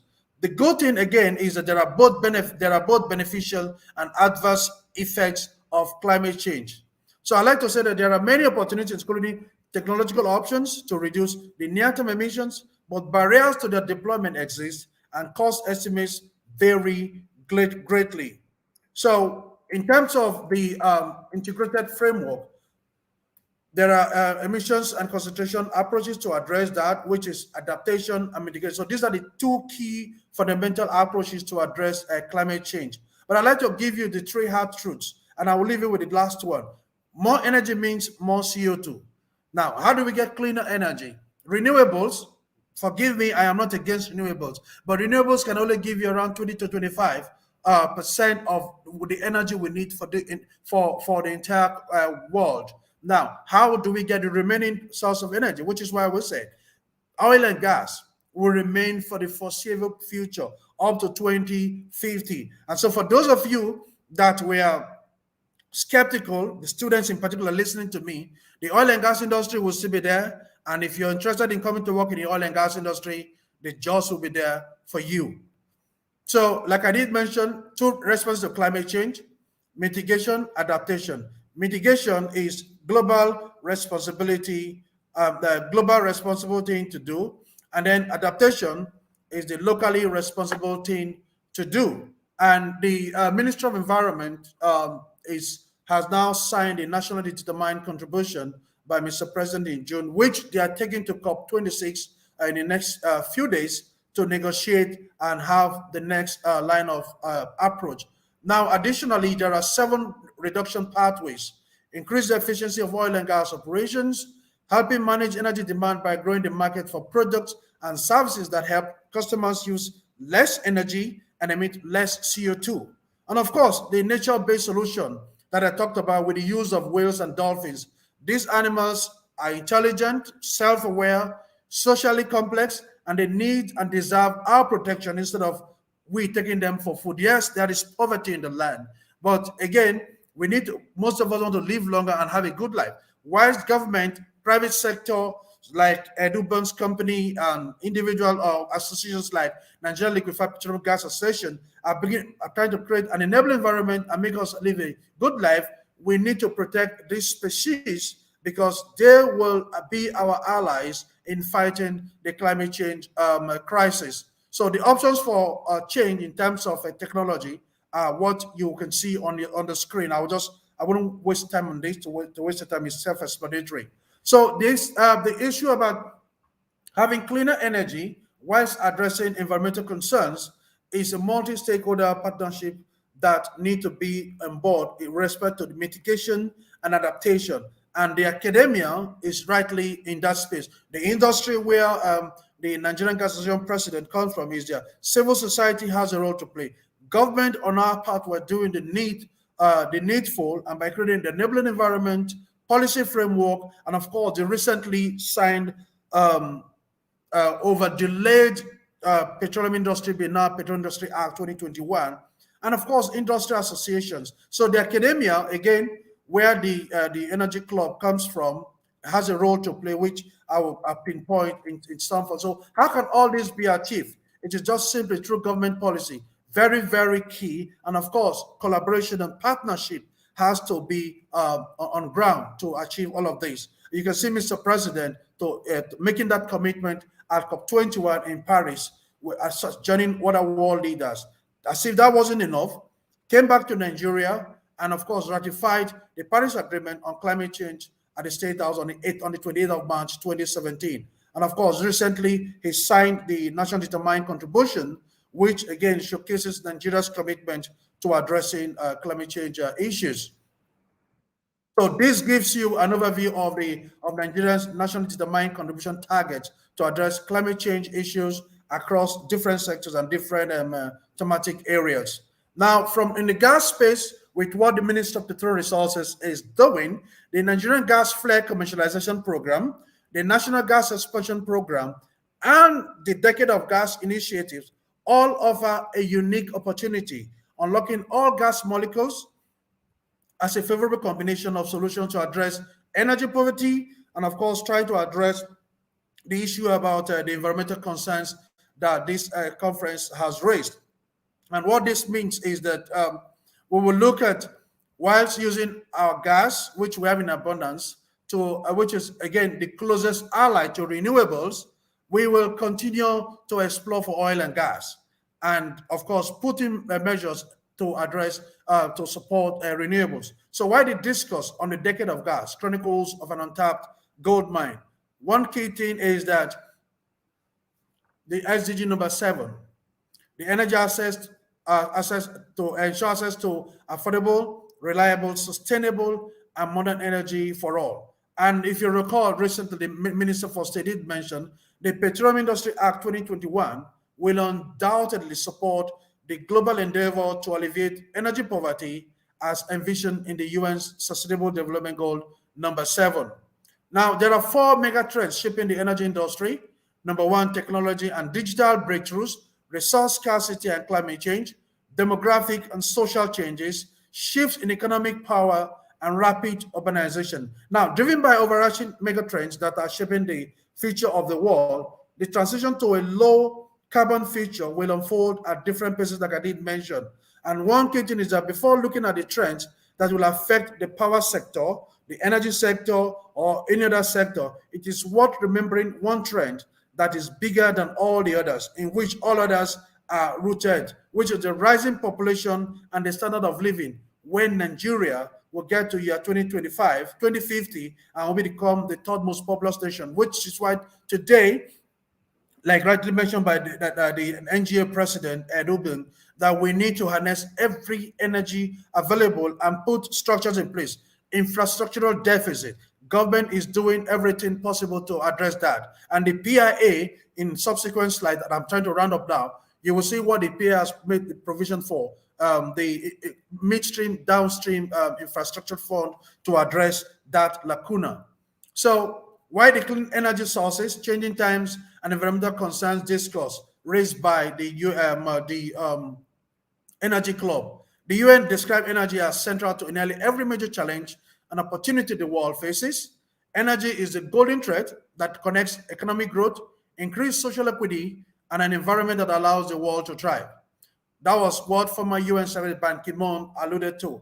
Now, his predecessor, our own late Kofi Annan from Ghana, called the failure to provide energy to all as one of the great injustices of the 21st century. And Mr. President had actually said, is that we have gas and we use gas to achieve what we want from a socioeconomic point of view. So gas is going to be the renaissance to resuscitate our moribund industries across the country, which is why you see the AKK pipeline going up now to serve as a backbone to lead to other industries that have been moribund to begin to spring up. The PIA 2021 have made provision for the midstream downstream regulatory authority that is as codified in the national gas policy and which has been claimed for years by the Nigerian Gas Association. Today it's a standalone. So gas now has a standalone regulatory authority that will address the hydro-headed issues as mentioned by the president of the Nigerian Gas Association. So, ladies and gentlemen, ending poverty and ensuring sustainability are the defining challenges of our time. Energy is central to both. So first, we need to end energy poverty to ensure universal access to electricity and modern energy sources for cooking and heating. Energy transition for a rapidly changing world. Nigeria is doing catch-up. Now, as we do this catch-up, ladies and gentlemen, we need to ensure that everyone can continue to progress and prosper because Nigeria, Africa, and the world needs more and cleaner energy as aptly captured by this conference team. So put simply, our evolving world needs a multitude of bright energy ideas, especially from institutions and professional associations like the Energy Club of the University of Benin. So which is why this presentation is an optimistic invitation to collaborate with a view to provide more and cleaner energy for Nigerians. So we need to mobilize all forms of energy to address the issues that I talked about. Oil, gas, like I did mention, including renewables, will all be needed to meet the demand in the decades ahead. So, and oil and gas, like I said, will be required for the foreseeable future, especially in aviation and heavy industries. Now, it's not a question of choosing fossil fuels or renewables. Both are vital to meet the demand in the coming decades, and we cannot gloss over that. So the question will be now, ladies and gentlemen, looking at the team, and of course, the topic for this session, I'm running up now. Sorry, I don't know if I've overshot my time. We declared 2020 year of gas, and then we said, much as we've achieved some milestones, it's not enough because we found out that we still have more work to do, and we said, okay, let's declare a decade of gas from 2021 to 2030 and come up with a roadmap, which today, by tomorrow, the Honorable Minister will be meeting with the committee and look how far we have gone to so that we hit the ground running unabated. So how feasible is the decade of gas? The gas utilization value chain in Nigeria is, of course, nascent. Like I did mention, we're all talking about oil, until we talked about the National Gas Master Plan, the National Gas Policy, the decade of gas, and now, the year of gas, and today we have the decade of gas. So the recently enacted Petroleum Industry Act will further provide new and attractive terms for participation in the Nigerian gas space for investors and, of course, for us to keep using gas as it were. The National Gas Expansion Program, for those of you that are not aware, is one of the federal government initiatives to make sure that the decade of gas, again, with the launch of with the declaration of the year of gas 2020, we seek to reinforce and expand gas supply as well as stimulate demand in the country through the effective and efficient mobilization and utilization of all available assets, resources, and infrastructure in the country. So we're looking at what we achieved. One thing we said, okay, we need to identify existing policy, legal and regulatory frameworks, and in particular, commercial instruments that are hindering the development of the local gas sector. And good thing is that now all of these have been codified in the PIA 2021. So the National Gas Expansion Program will contribute towards the implementation of Mr. President's promise to take 1 million Nigerians out of poverty within the current decade. So gas is set to be the fastest growing transition fuel of the future, and the global natural gas consumption is projected to increase by more than 40% by 2050. And on that note, and premised on the laudable achievements and successes we accomplished in the year 2020 that we declared a decade of gas, and undeniably acknowledging that more work needs to be done, the federal government declared from 1st January to December 2030 as the decade of gas development for Nigeria. So the decade of gas is a decade of elimination of gas flaring, which you know is one of the hydra-headed monsters bedeviling Nigeria, and in particular, the Niger Delta region, where a beehive of oil and gas activities take place. A decade of more domestic liquefied petroleum gas penetration, and a decade of fully gas-powered economy. So gas is power and energy. It is transport, as in auto gas. It is petrochemical feedstock. Gas is manufacturing and industries, and it is also food from fertilizers. And to quote the former MD of Nigerian LNG, he said, however, Nigeria has thus far ridden on the back of oil for over 50 years. But the time has come for Nigeria to fly on the wings of gas. The question is, can Nigeria fly on the wings of gas? Yes, we can. It is time to fly on the wings of gas. Yes, we can fly on the wings of gas, and we will achieve what is expected of us as a nation, as codified, as encapsulated in the National Gas Policy, which is now embedded as an instrument of law in the Petroleum Act to expand and open up the gas subsector for Nigeria. So, in a nutshell, the Decade of Gas Initiative is aimed at transforming the Nigerian energy landscape to run effectively on natural gas. It is to ensure that Nigeria has the highest petrochemical production capacity in the world, and we want to be the largest exporter of polypropylene. And of course, we are equally looking to harness this huge gas reserve, and we need collaboration efforts across board with institutions like the Oil and Gas Training Association of Nigeria in terms of capacity building, because if we look at Chapter 8 of the National Gas Policy, capacity building is one area that is deficient, is particular for the gas sector, and which is why the Energy Club is, I'm giving you this as a challenge to make sure that as part of your take-home, as part of your objective, see how you can build capacity in your institutions and pass the message across to other parts of your institution. So the initiative also aimed at commercializing the gas flare, which is the Nigerian Gas Flare Commercialization Program, the codification of the Nigerian Gas Transportation Network, amongst others. Now, in view of the current global trend in energy transition, Nigeria cannot afford to be left out. So we need to strategically map the gas potentials and emulate the challenges of the issue about gas flaring. So the decade of gas, ladies and gentlemen, is a decade of opportunity. It's a decade of wealth creation. It's a decade of spreading of infrastructures, gas products, services, employment, and of course, securitization. And looking at what we do with the gas we flare on a daily basis, this gives you an idea of what you can do with 1 MCF of gas. Now, in running up, ladies and gentlemen, we know that gas is a bridge fuel, it's a secure and flexible energy source. And despite the promise of renewable, like I did mention, it cannot provide all the world's energy needs. So we need gas, which is why the decade of gas is predominantly playing this role, and government is not resting on our oars. So gas will continue to play that critical role to sectors where demand is anticipated to grow, but which are more difficult to electrify, such as the production of steel, cement, and chemicals, as well as long distance transportation of people and goods. So this is why events like this, organized by the Energy Club of Uniben, thank you very much for this, they give us those of us sitting on the government side of the table, a chance to bring people together, exchange ideas, and find solutions to our common challenges. And so, once again, thanks to the Energy Club of the University of Benin. So for us, in the year of gas, again, which culminated into the decade of gas, gas is now everything for Nigeria. And the federal government is using what we have to get what we want. Saudi Arabia and Dubai used to use oil to move their economies to becoming one of the best in the world. Qatar has used gas to transform from a fishing economy to a global gas giant.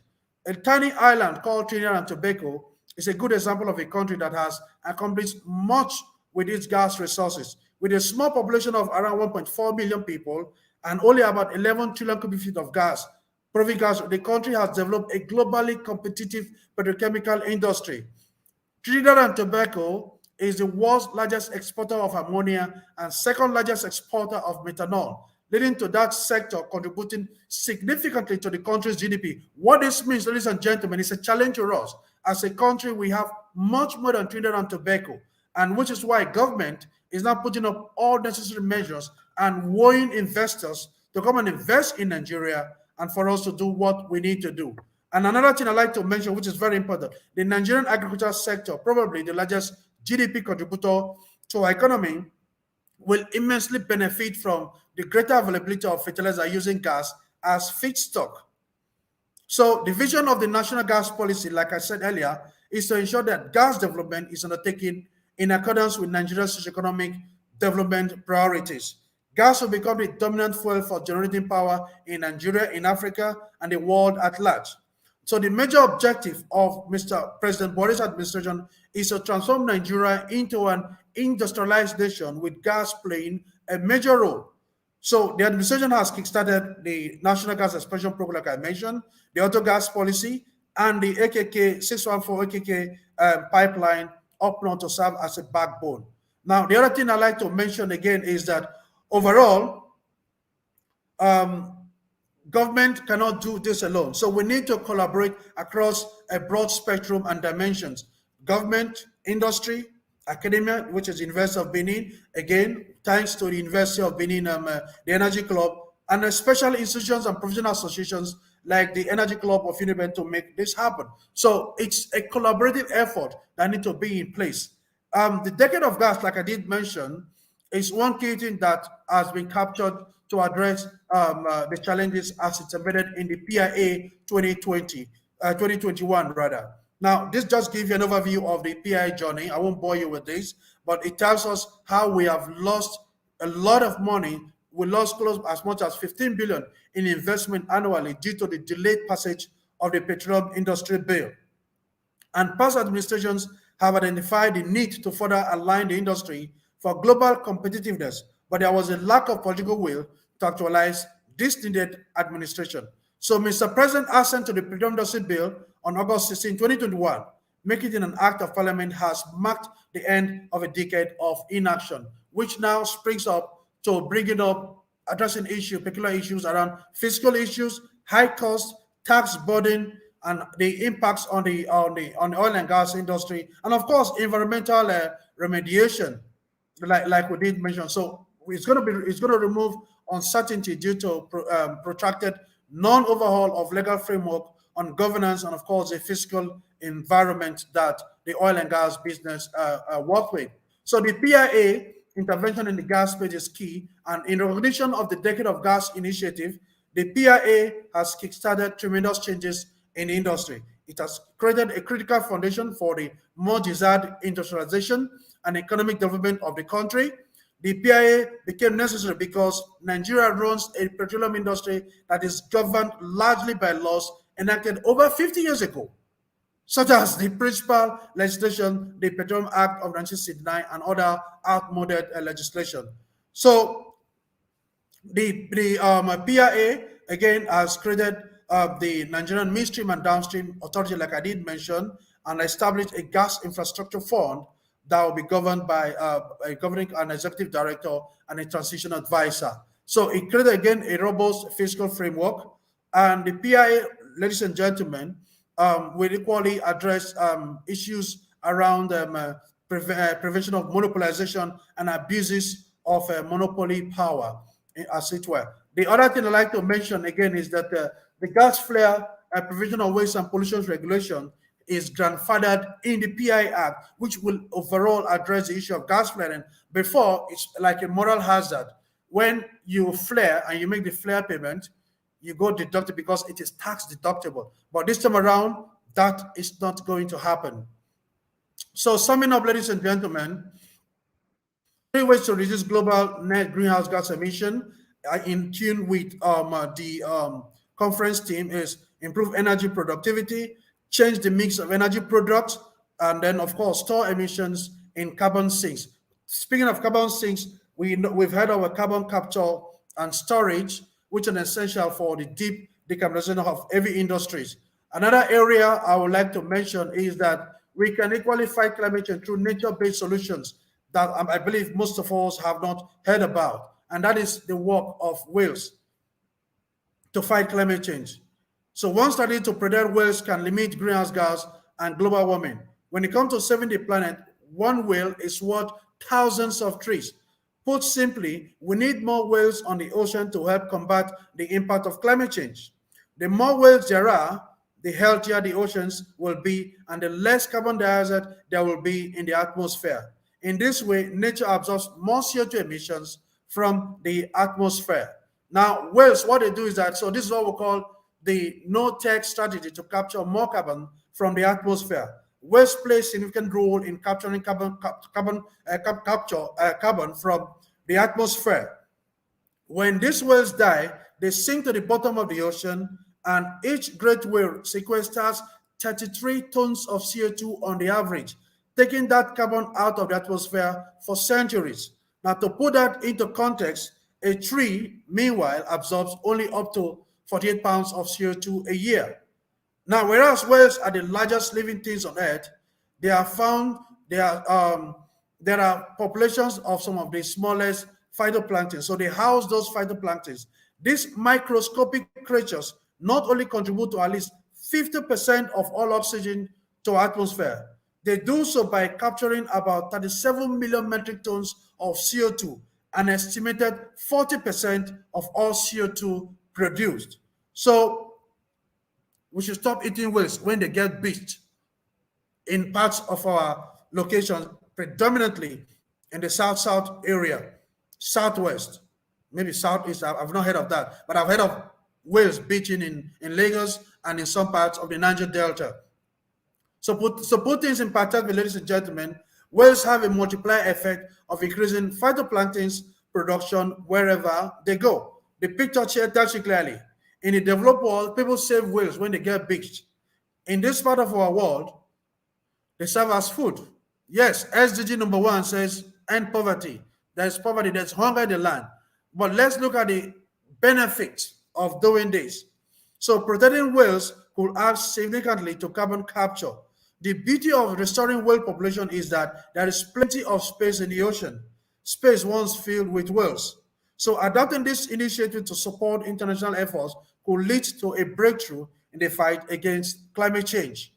I wouldn't want to disturb us much with this. I will send these slides for everybody to have, but it's something you can read and digest and understand how the Earth Tech approach to carbon sequestration will address the environmental concerns this conference is speaking to. So to this end, add today's weight value, the value of whales as opposed to what we use them for food is not commensurate. So the 7 elements towards a net zero emissions are what this slide capture: carbon pricing, which is something that we're struggling to have. I've talked about carbon capture and storage and deforestation. And so wrapping up, professional associations like the Energy Club, UNIBEN, you have a critical role to play as a key energy stakeholders. After all, UNIBEN, you build capacity through the development of new knowledge, new understanding, and new insight. And therefore, you can provide effective solutions to complex problems as it concerns energy challenge and for us to have cleaner energy. In reality, we cannot predict the future of the industry in absolute terms, but research has shown us a blueprint of what is possible. It is important we begin preparing for these disruptions today at individual level, industry and professional association level, and of course, from this side, at government level. So So to help move this decade of gas action agenda forward, it is important to create opportunities to establish and or strengthen a Nigerian professional association and educational institution energy networks such as the Energy Club, the University of Benin, to further refine and implement the agenda through discussions, sharing good practices, and case studies. Cooperation with other sectors, including industry, policy, NGOs, and other energy-related organizations, should be an integral part of this new approach by the Energy Club, because cooperation can be through a range of activities, including placements, including project guest teaching, training, and outreach activities. And last but not the least, improved communication and sharing of resources and expertise, resulting in less duplication of work, creating more time to focus on developing new cooperation and necessary interdisciplinary research and teaching skills. Energy is a fuel for growth. We're all in this together, ladies and gentlemen. The oil and gas industry, and including government and all of us as energy users. We all have choices to make, which will define our future. And there are economic consequences attached to every environmental choice we make, vice versa. First off, Nigeria and the world need oil and gas for that matter. Again, the decade of gas mantra. The world needs oil and gas because it's what the world relies on for its most basic needs and to heat, food, and of course for shelter. We are committed to that purpose and are committed to developing a robust alternative energy business complements our efforts to meet evolving societal needs. The climate change challenge. Engineer Derifaka, please, because of our time, we have to round off with the presentation so that we can proceed to the question and answer session. We are supposed to have another panel session. I am done with my presentation. Okay, sir. Okay, sir. Thank you very much. Thank you.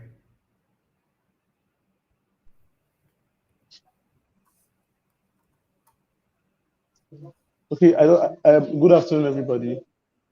I'm supposed to be moderating this panel session on the topic, the decade of gas, chronicles of an untapped gold mine. So first of all, let me show the appreciation of the Energy Club of University of Benin to Engineer Justice Derifaka. He has been very exhaustive, and I'm sure there's been a lot of things many of us have seen. For us to have someone like the technical advisor to the Honorable Minister of State for Petroleum Resources on this panel session, we are really honored. We are grateful. I didn't even know he was going to give a very long and detailed presentation, but he came here and he gave a very exhaustive detailing of some of the government angles and government initiatives. And then he has also offered us as a club the opportunity to be carried along and in the process of implementing some of these government initiatives in line with the Decade of Gas program. So that said, I would like to invite our other panelists. We currently have 4 panelists for this panel session. We have the person of Engineer Justice Derifaka, the technical advisor to the Honorable Minister of State for Petroleum Resources on gas.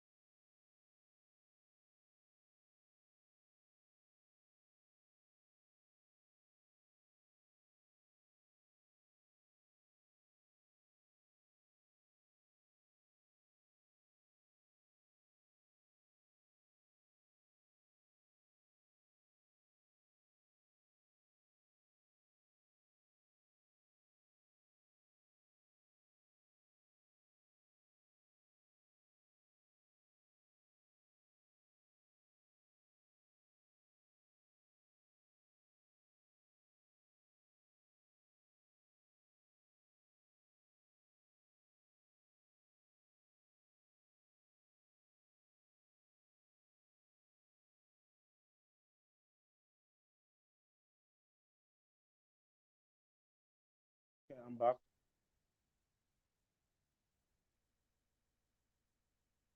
Hello, can everyone hear me?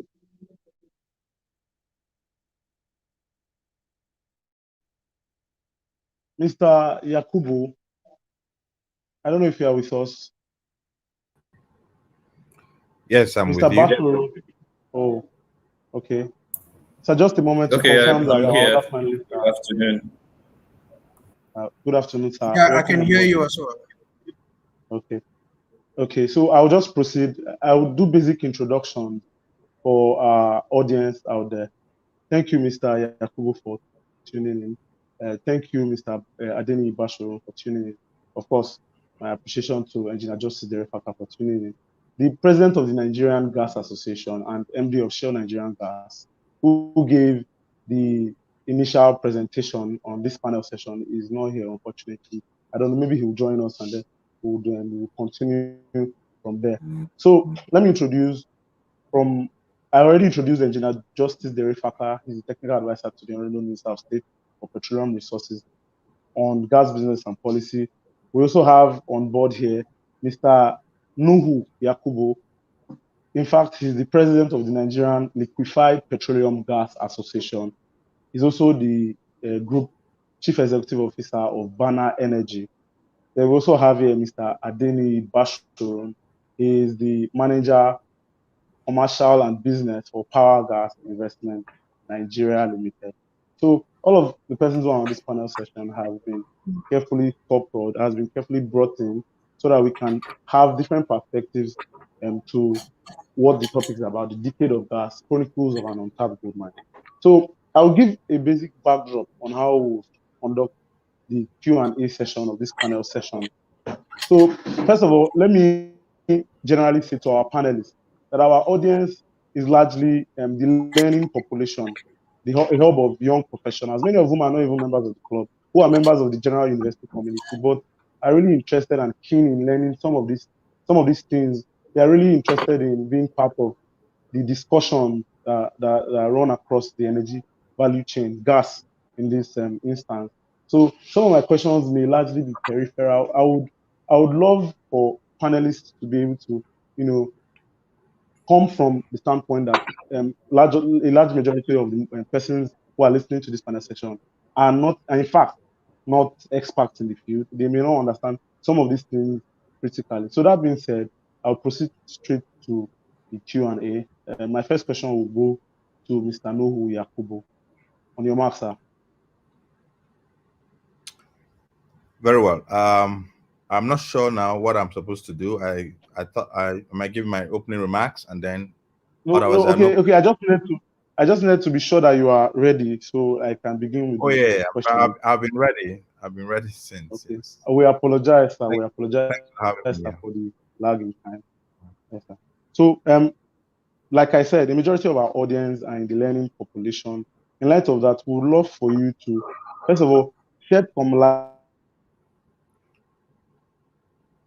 on liquefied petroleum gas. You know, there are very many forms of gas. We have CNG, we have LPG, we have the biogas. So we want to carry our audience along whenever, so that when we make reference to them, they can understand.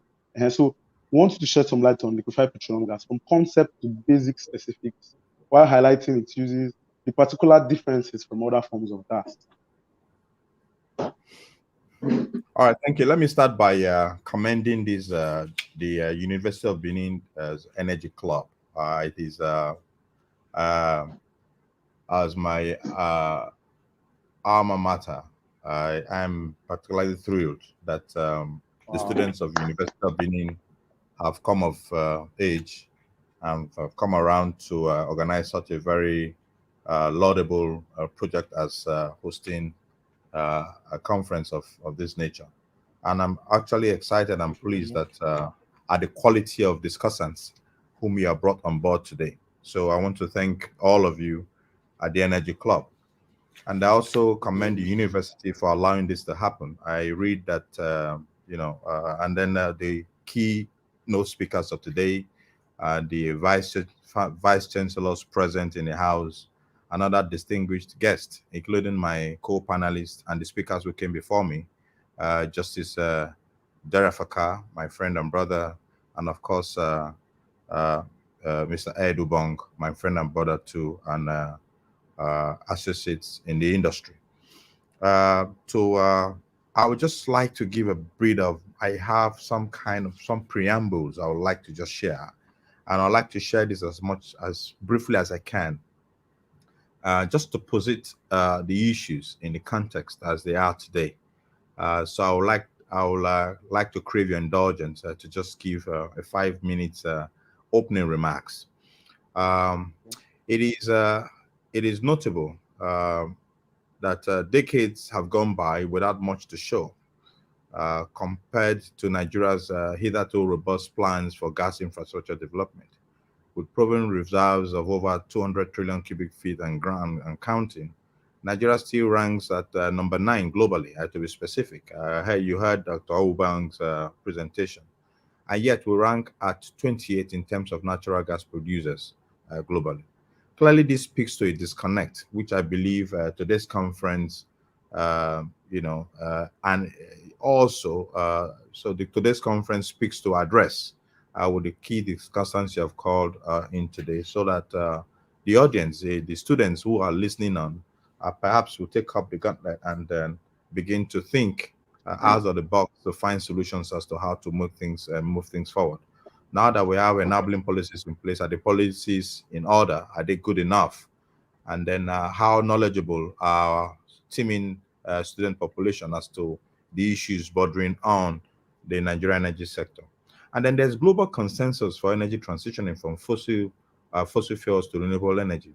And this is really gaining momentum, along with energy financing, which is equally transitioning away from fossil fuels, be it gas or petroleum or crude or what have you, to renewable energy. Globally, forward-looking economies are fully now engaged on the subject matter with due cognizance to their comparative and competitive energy resource advantages, and to define and promote workable timelines for transitioning away from fossil fuel and other dirty fuels. Therein lies a huge problem for Nigeria. Here we are, we're declaring the decade of gas, and here we are, the correspondingly in the international financing community, there's a transitioning away from financing fossil fuels like gas. So more than ever before, Nigeria needs to forge a convergence of energy policies for gas and renewable energy. There has to be some kind of convergence, and that convergence of thoughts, all right, has to be promoted at the international arena. So the Nigerian gas and renewable energy policies cannot afford to conflict in a manner which threatens to hold us down in our currently low level of equilibrium. While Nigeria reaffirms its commitment to global transition into renewable energy, with the solar power connections, for example, the 25 million homes project under the Energy Sustainability Plan, for example, care must be taken not to send the wrong signals as to our comparative readiness for renewable energy acceleration, and by so doing strangulate financing for our gas sector. So, amongst other pertinent realities to consider as we move forward, we need to redefine and find convergence of our gas and renewable energy policy objectives. So now we have our uh, gas policy in place. What is our renewable energy policy?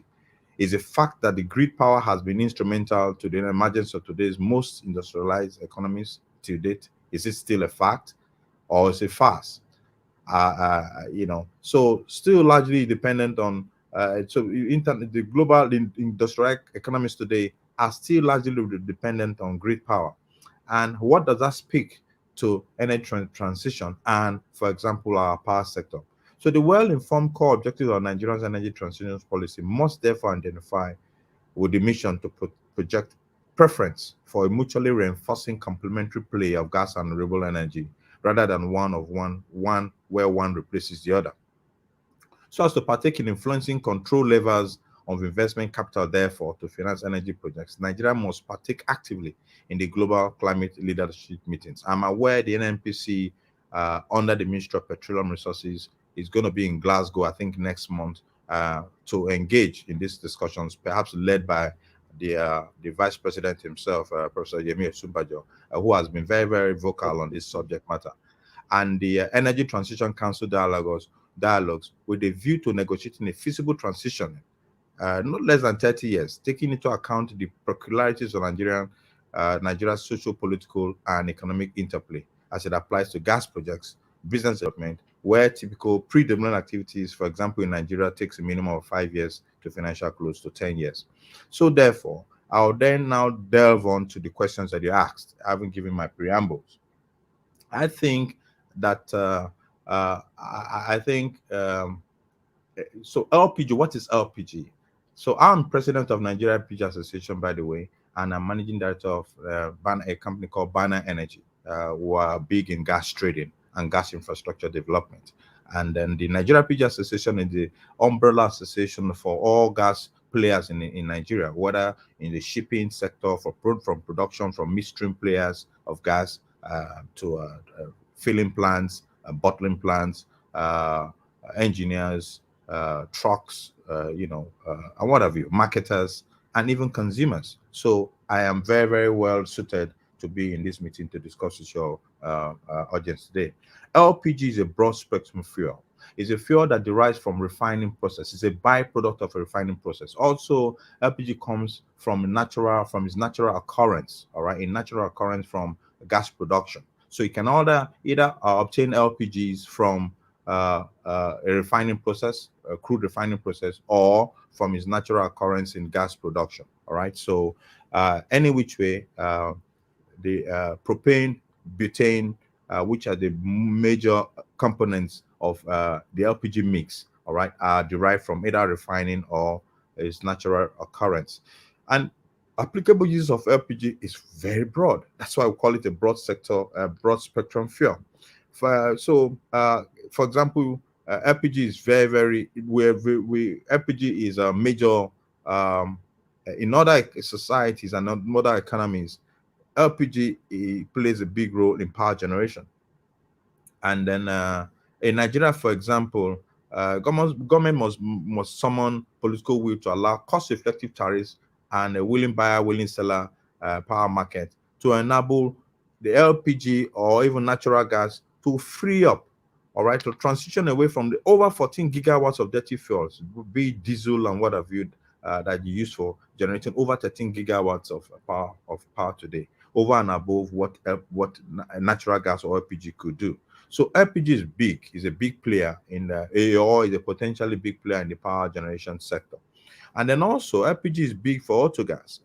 Propane spec LPG is a very big and is a big is a potentially big player and a game changer for autogas in Nigeria. All right. So your vehicles, we have over 11 to 12 million vehicles on Nigerian roads today. All those cars can easily run on propane, can run on LPG. And LPG also is a potentially cheaper fuel than petrol.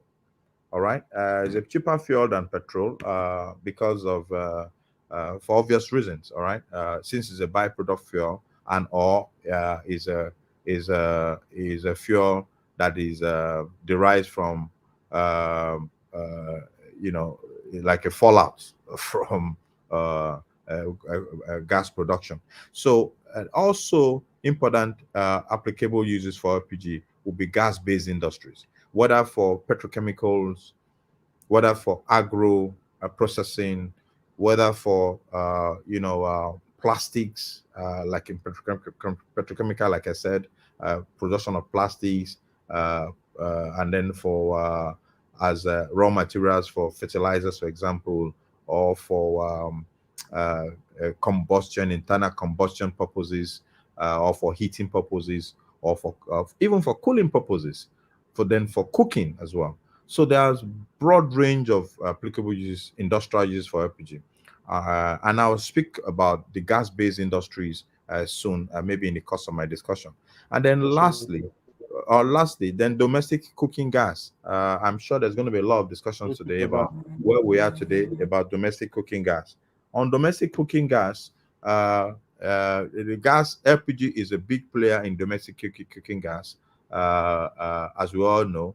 Globally, there's an upward trend in the use of LPG for cooking gas, and Nigeria has not been left out. In fact, Nigeria has experienced the largest growth, domestic LPG growth consumption in the world. All right, going by reason of the policies of government, but there's still a lot of room for improvement. And probably in the course of discussions today, I'll be able to touch on the issues of supply and supply, demand, and pricing as we have them as topical matters today with Nigerians. I would like to rest it there for now so that the other speakers can have opportunity to speak. Thank you. Thank you very much for that beautiful exposition. In fact, you have done more than I would have imagined in, explaining what the situation of things in Nigeria today is, especially as it relates to or as it pertains to the general gas market and the LPG market. So on the reverse side, Mr. Bashuru, I would love for you to, okay, as your company is involved in the production and distribution of compressed natural gas. So I would love for you to shed some light on what compressed natural gas is, and then highlight again how it is different from, liquefied petroleum gas, as it were. Mr. Bashir. Just to confirm, you can hear me. Can you hear me? Yeah, we can. Okay. Yes, we can. Good afternoon, everyone. I'm in eminent company. Thank you, Engineer Derefaka, for the insightful presentation. We've met a few times, and thank you, Mr. Yakubu, too, for your presentation and your comments. Permit me to stay or to stand on existing protocol, and also to say a big thank you to the organizers, especially Fortune, for the invitation. Regarding your question, yes. So I'm not going to belabor you with the comments already made by Mr. Ubong, my president in the NGA, regarding the Nigeria as a country that masquerades as an oil-producing country, whereas it is a gas country. However, there are a couple of things I wanted to mention just to bolster the points already made regarding gas. And one of them is I read a very recent PwC report, which tells us that gas itself can contribute close to $18.3 billion annually to our economy, as well as creating or directly responsible for 6.5 million jobs.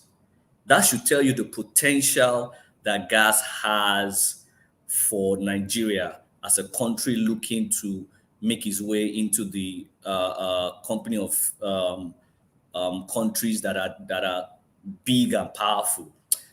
Regarding the advantages of CNG, just to go back to what CNG is. CNG is just compressed natural gas. It is the natural gas we have, which is here, and it is compressed to 250 bar.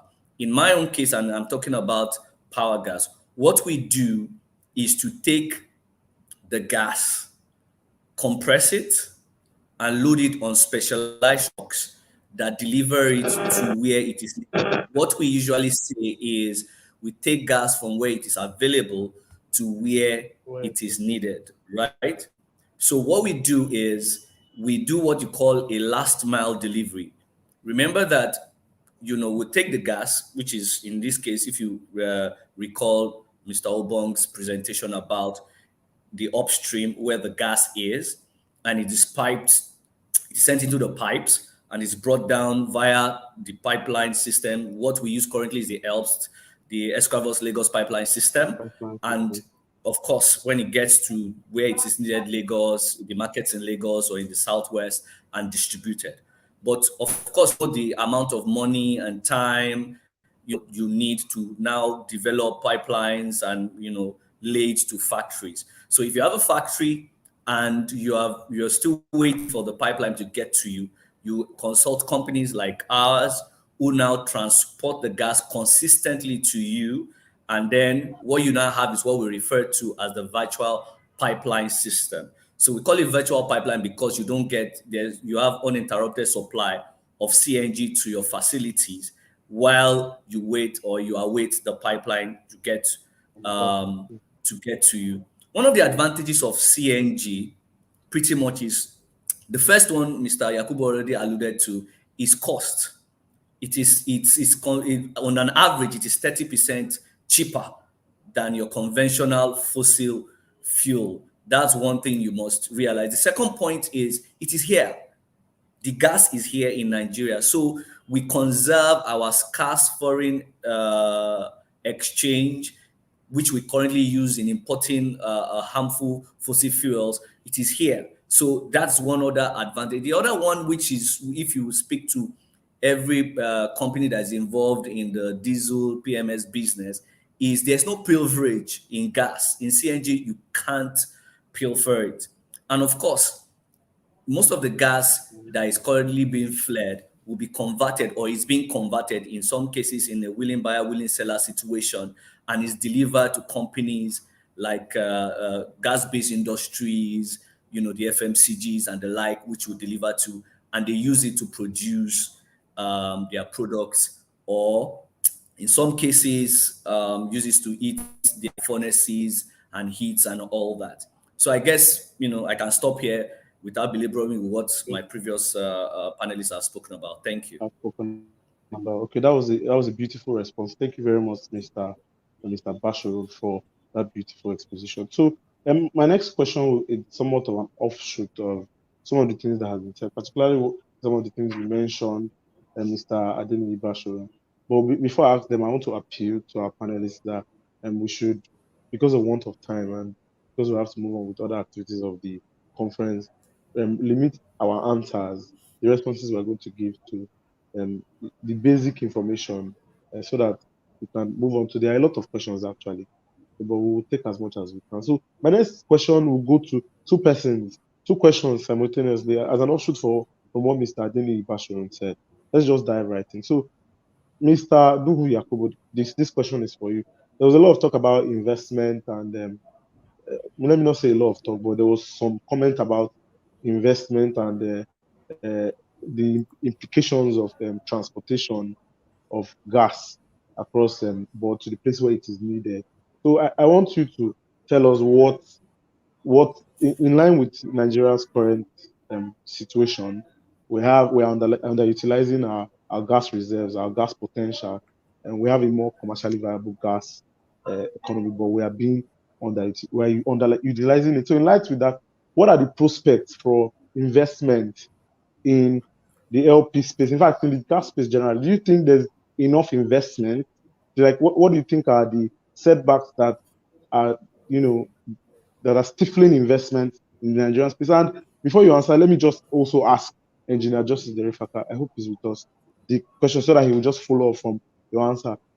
I want you to shed some light on the pipeline infrastructure. Okay, I believe any panelist here can do that, but being one who is with the government, I want you to share some light on the pipeline infrastructure, the ELFs, and then that's the Escravos Lagos pipeline, and then the OB AKK that has been worked, and also you talk about the virtual pipeline system. So I want you to share some light on that. Mr. Nuhu, over to you, sir. Well, thank you, able moderator. So there are gas to market issues. All right. So of course there are infrastructure impediments for ease of accessing gas, in the market. So accessibility issues are there, and accessibility issues will either be confounding whether it is a virtual pipeline arrangement, which is a trucking systems, all right, what Mr. Adeni spoke earlier about, or whether it is in a pipeline system. So where you have shortfalls, when you have challenges with gas delivery to locations where there's no grid net, where there's no pipeline connections, what you do, you use the virtual pipeline arrangement to deliver gas to those locations. So the solutions is not lost to us. We understand what the solutions are.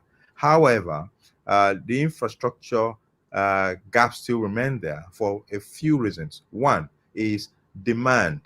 Once you have demand, supply will always chase demand. All right. But right now, demand is suppressed because of the macroeconomic situation environment. So when you have a stifling macroeconomic environment, all right, it then begins to stifle demand.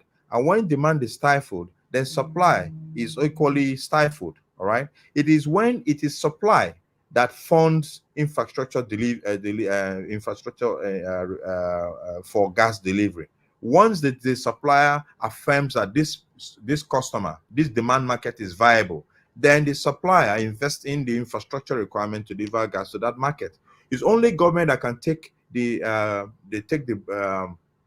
bold steps of investing in massive infrastructure development, even without a feasibility. For example, if you say an AKK, if you want to build a national grid, the federal government of Nigeria can afford to legislate as a policy, all right? So say, you know what, we want to build a gas network all over the country. But as an individual, as a company, we have to be sure that there's sufficient demand and to meet my supply justification before I can build infrastructure. So that is that about demand. But I believe that what we need to do in Nigeria to awaken the natural gas abundance is to stimulate demand in the hinterlands. There's still no sufficient knowledge and awareness about gas and the benefits of gas in the hinterlands. All right, and for some reason we have undermined the potentials of demand. All right, growth in the hinterlands. All right, I'll give you an example.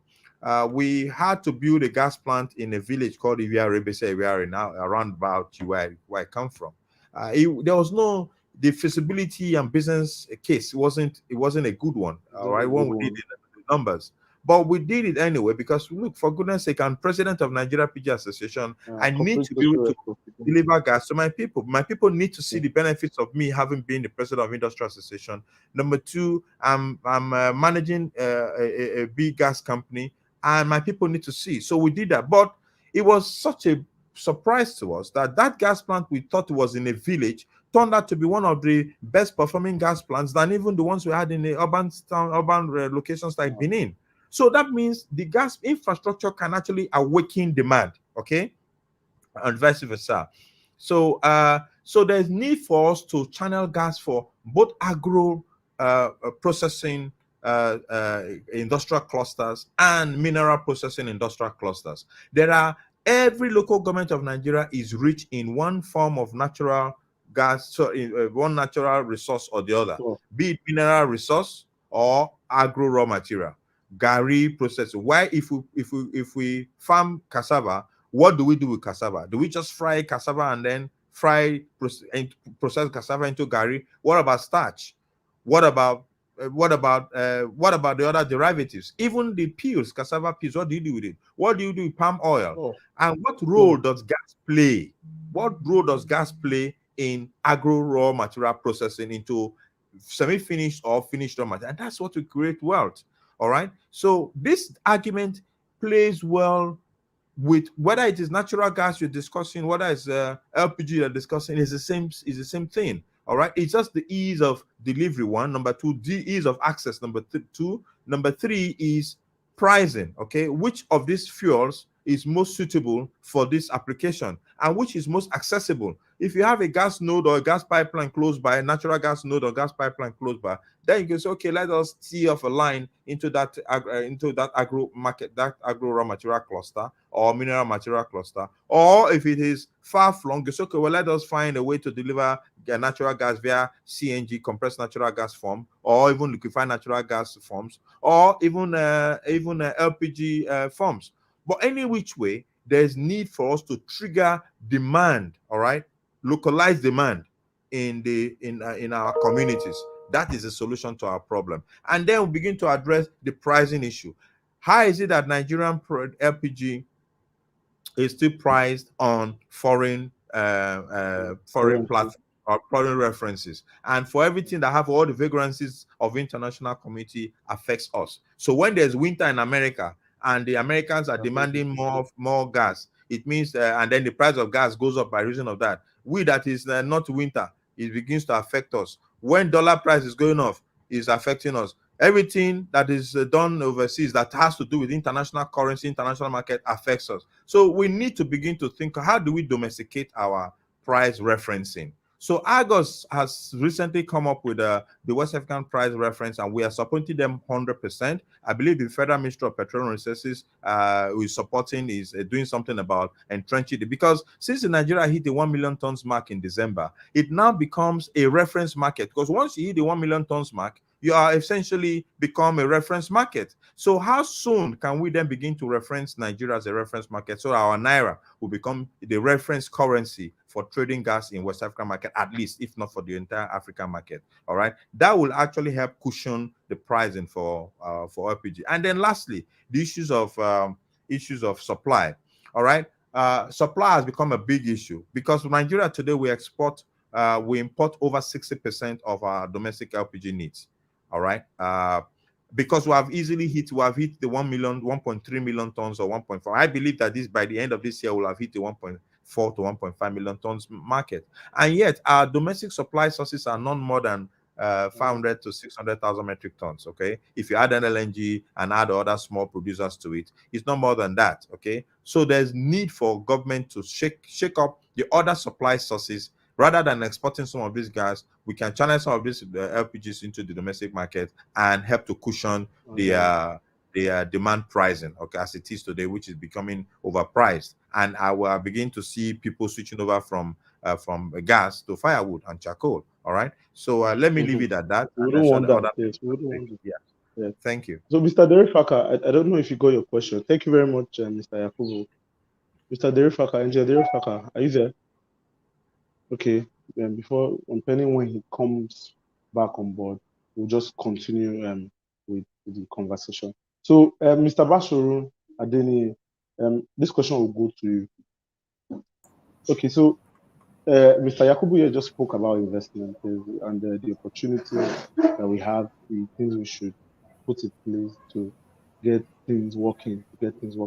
So I want you to, from the angle of an investment company that is in the CNG space, I want you to also highlight some of these challenges that your organization faces, especially, and then I want you to, I'm sure you are abreast with the new law, the Petroleum Industry Act, that has a lot of legislation, that has a lot of provisions that relate or should I say regulate the gas sector, which is somewhat a good thing to say today. So I want you to, from your perspective, from the angle, coming from the angle of an investment company in the CNG space, and who also contributes to the virtual pipeline system, comment generally on what the hitches are, what the problems are, what you think with the new PIA, with the new Petroleum Industry Act, where you think changes can be made, and then comment generally on specific solutions to some of these problems.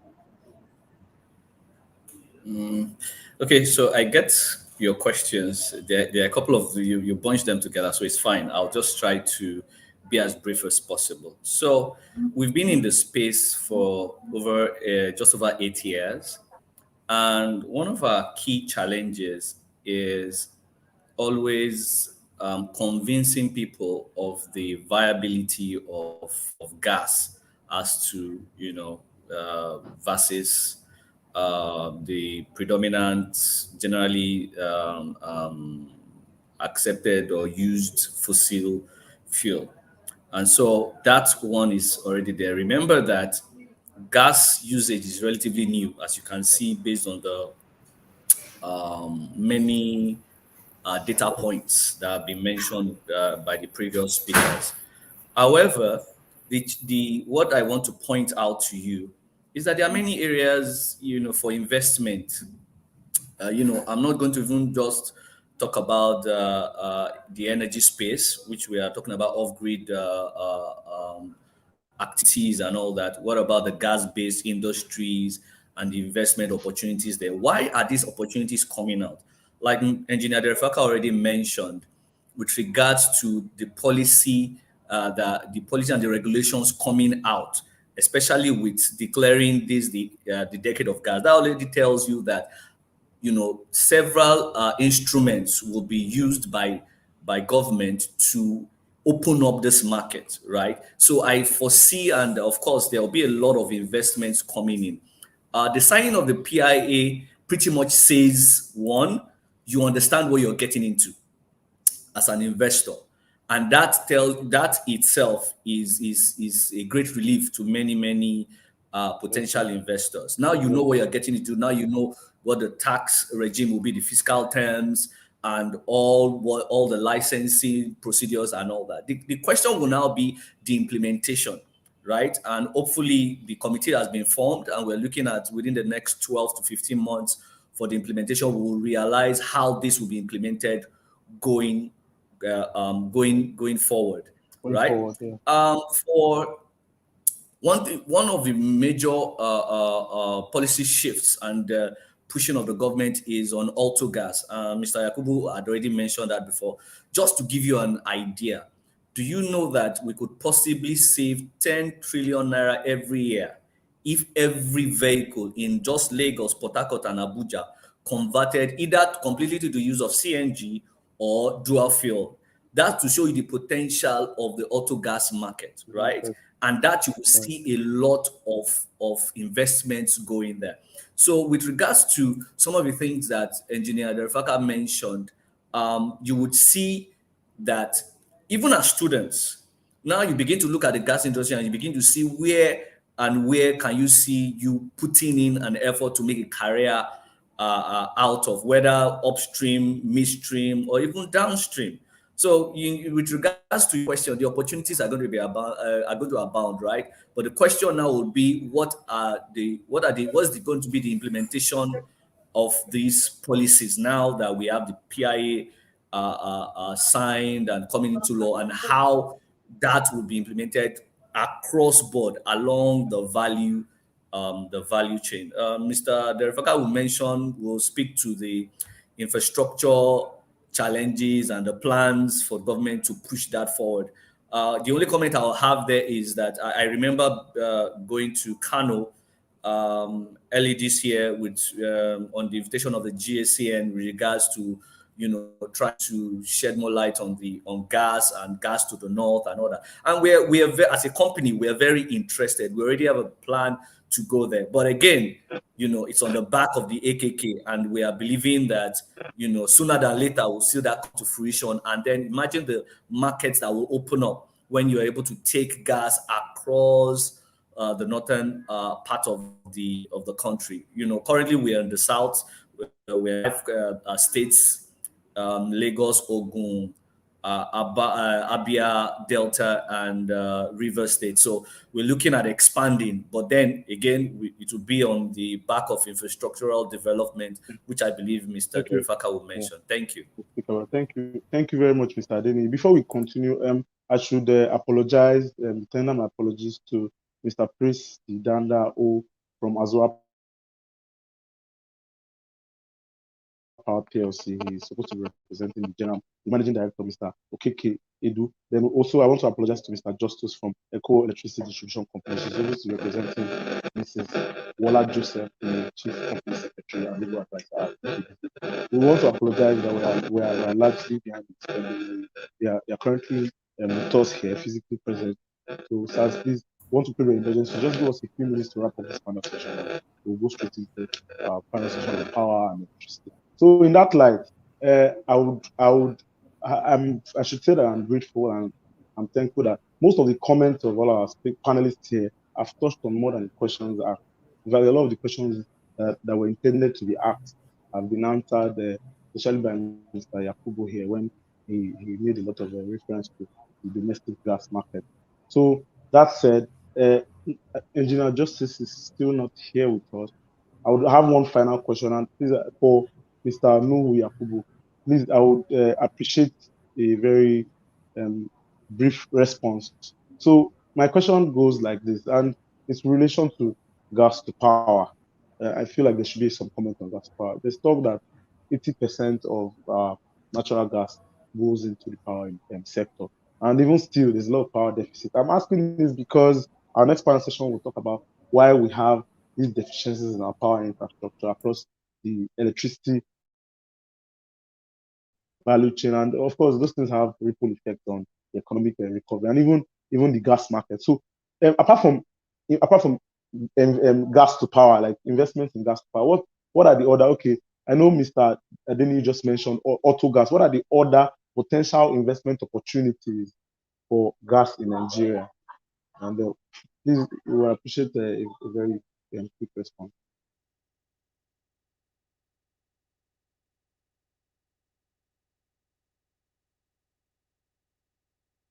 Well, I think your mic is mute. We can't hear you, sir. Oh, sorry. So sorry, I didn't get your question properly, please. What is the question? Okay, so my question is this: 80% of our natural gas is used for powering of power. We know Azura Power, even represented in this conference here, has, in fact, they are a gas power. They have a gas power plant, one of the generation companies, Azura Power, West Africa. So apart from the usages of gas to power, what are the other perspectives? And I know you have highlighted some of them. You mentioned the domestic market, cooking gas, and then there was also auto gas mentioned. But I want you to generally comment on where we need to change certain things if we are to have more gas participation in other sectors apart from our power sector. Okay, thank you. So I'll just for bullet the gas to power, gas applicable uses. Okay, once again, starting from cooking gas, which the ordinary man does. Okay, can you hear me? Yes, okay, you can hear you, sir. Just want you to be brief, sir, so that we can hear.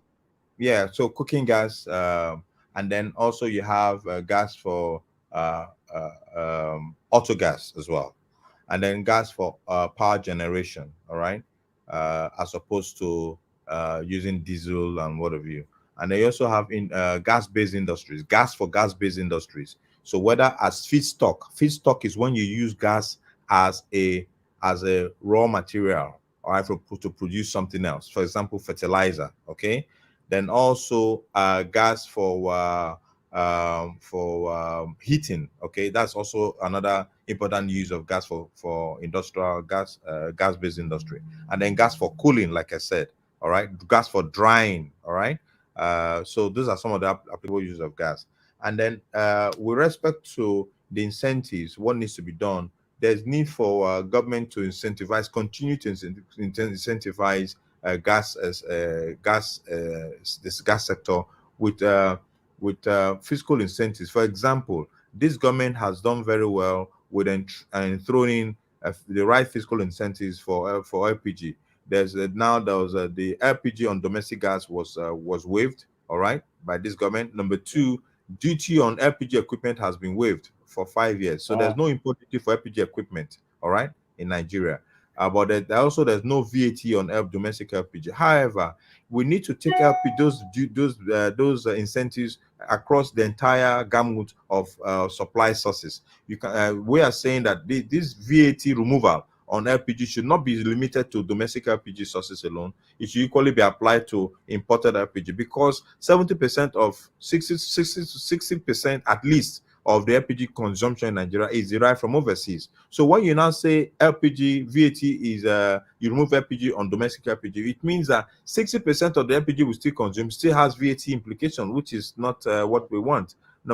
All right, in a situation where gas is flat. So where gas is still flat, what you want to do, lower the barrier for as many more people to get into the gas space and gas use. All right, there's also the need for the midstream to be awakened, so we can free up more molecules of gas from the midstream play. All right, so there are a lot of gas processing plants that have been licensed, all right, to produce natural gas liquids, all right, and then natural gas as well. So what incentives do they require to awaken them, so we can have more gas producers in the country, all right, rather than importation? All right, and then also you have issues around import channels. All right, what are the channels to bring in product and even export product? Why are we not even exporting product to West Africa? So we should be able to enthrone intensive demand, all right, gas intensive demand, all right, by what I spoke about, agro raw material sector and mineral material sector or clusters. All right, and then when you incentivize them and enable them to become gas intensive demand in nature, they can then incentivize the suppliers to fall over themselves to provide infrastructure to deliver gas to market. And lastly is the exchange rate. The naira dollar exchange rate is not helping issues because the gas we use in Nigeria is largely priced in foreign exchange. And so long as naira exchange rate to the dollar keeps spiking or keep shifting in target, you're going to continue to see the retail price of LPG in the market. Not even LPG alone, even natural gas pricing always shifting. And lastly, also another point too, they need to be export parity. All right, the gas pricing for exported gas, all right, should be applied to domestic pricing for LPGs. Why is it that we're able to export gas at a lower price, and when it comes to selling the gas in Nigeria, it is more expensive? Those are some of the issues I believe that government should be take on board. I believe Mr. Derefaka is listening on very, very keenly if he's still here, and I believe he'll take this message back as usual. All right. So thank you. I hope I've answered your questions. Okay, by all means you have. Thank you very much, sir. Engineer Derifat, are you still with us?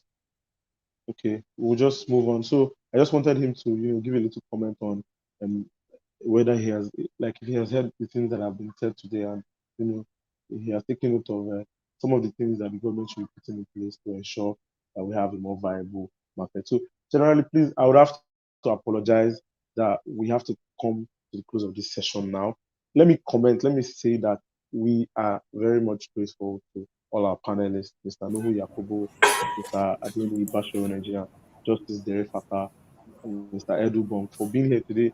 We are pressed for time, and so we want to appeal that we continue this conversation. There are a lot of things that have been said today, and while some of the things may have been grasped by our audience, there's a lot more that is yet to be learned.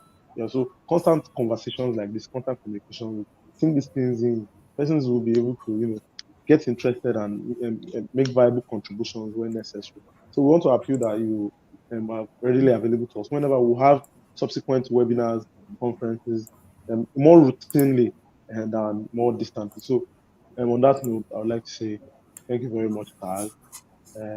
We will have to come to closing of the panel. Thank you. Thank you very much. Have a nice day. Thanks for having me. I appreciate this, and I commend you guys for your work you're doing. Okay, thank you, Unibet.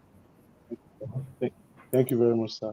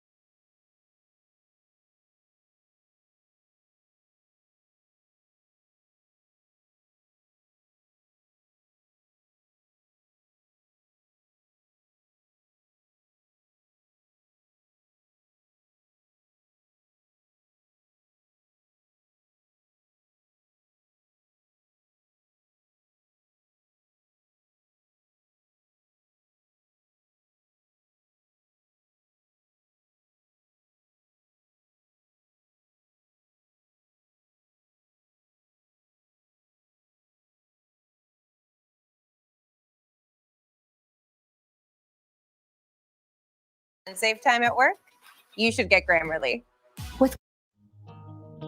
Around the world, renewable energy use is on the rise, and these alternative energy sources could hold the key to combating climate change.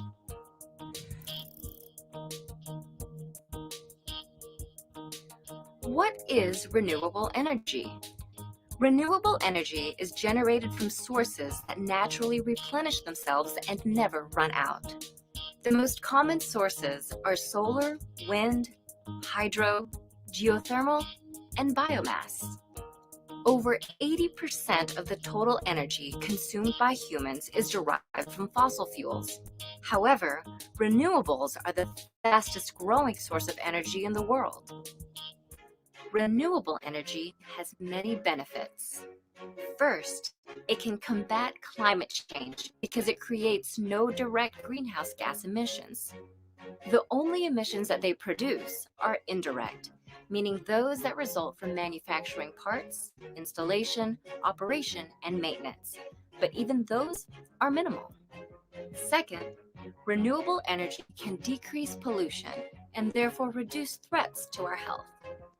Wind, solar, and hydroelectric systems create no air pollution emissions, and geothermal and biomass energy systems emissions are much lower than non-renewable energy sources.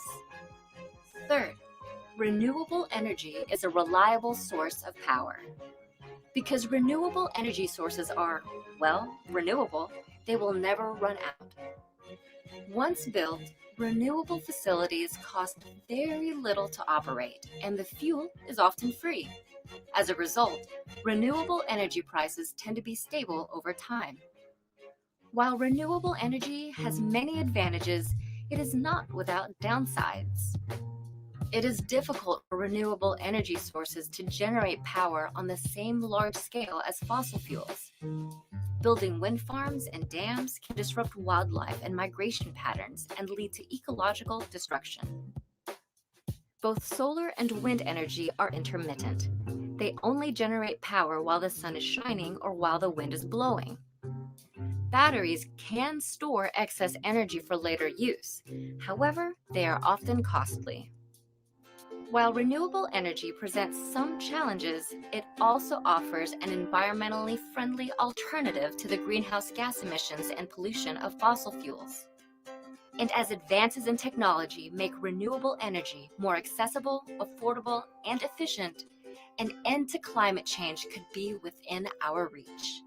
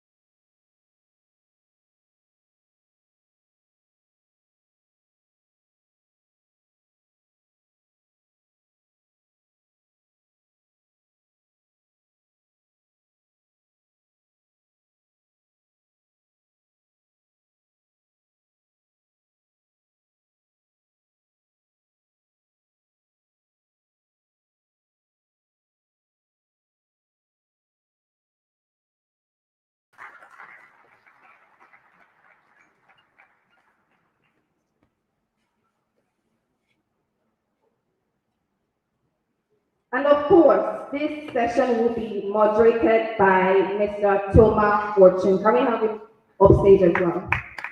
A round of applause.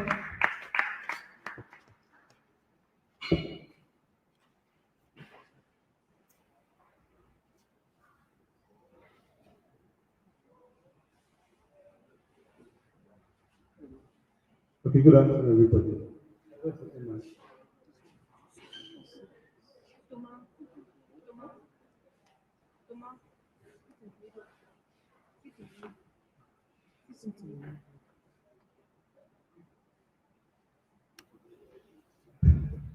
Good evening for today. Okay, first of all, let me apologize to the audience and our speakers. It was late in the last panel session, it took longer than expected. But then again, what happens when you have speakers who have too much to say, who know a lot and have a lot to say? I'm hoping that the speakers we have here will be more withholding with the information they have on the panel session. So this panel session would not go on as it should have gone. On this panel session, we're supposed to be having the along with both persons here, we're supposed to be having the Commissioner Legal Licensing and Compliance of the National Electricity Regulatory Commission. He has been waiting for us. He has been online waiting for us because the time we're supposed to start the session was a long time ago. He can't be here anymore because he has some other stakeholder engagement. So unfortunately, he can't be here. We're also supposed to be having Professor Dennis Ibinoa, he's the Director of National Center for Energy and Environment, season production, mechanical engineer, and all versed in discussions about energy poverty in Nigeria. So some of you may already have an idea about what energy poverty is. I want to give a brief one so that we will be guided. The conversation will be shorter than it should have been. So energy poverty in Nigeria, when we talk of energy poverty in Nigeria, especially or at least as relates to this session, we'll be talking about energy poverty as relates to electricity. But luckily enough, since we started this conference, we have not suffered power outage. But unfortunately, in many parts of the world, okay, let me not even say the world, in many parts of the country, in many parts of the district, the situation is not the same. So we find that there's a lot of lag behind as far as having stable power in Nigeria. Then we hear the stories of how Ghana, who we are supposed to have, we are supposed to be faster in development than them. Ghana already has stable power and we know. So panelists here today are constructively pouring from several companies across the electricity value chain. So we may have a representative, a top level representative from a distribution company, a co-electricity distribution company. So if you know from Lagos, you should we have a representative from a generation company in Nigeria, one of the foremost generation companies in Nigeria. I'll put some of these things into perspective for some of us so that we'll be guided in the things we say. They won't have both peripherals and so much. So we may have a representative from Azura Independent Power Plant. Azura is good. Azura Power West Africa, under Azura Power West Africa. So they are a generation company, like I said. The summary of the electricity value chain is this: electricity generation, electricity transmission, electricity distribution. So they are company in the past, in the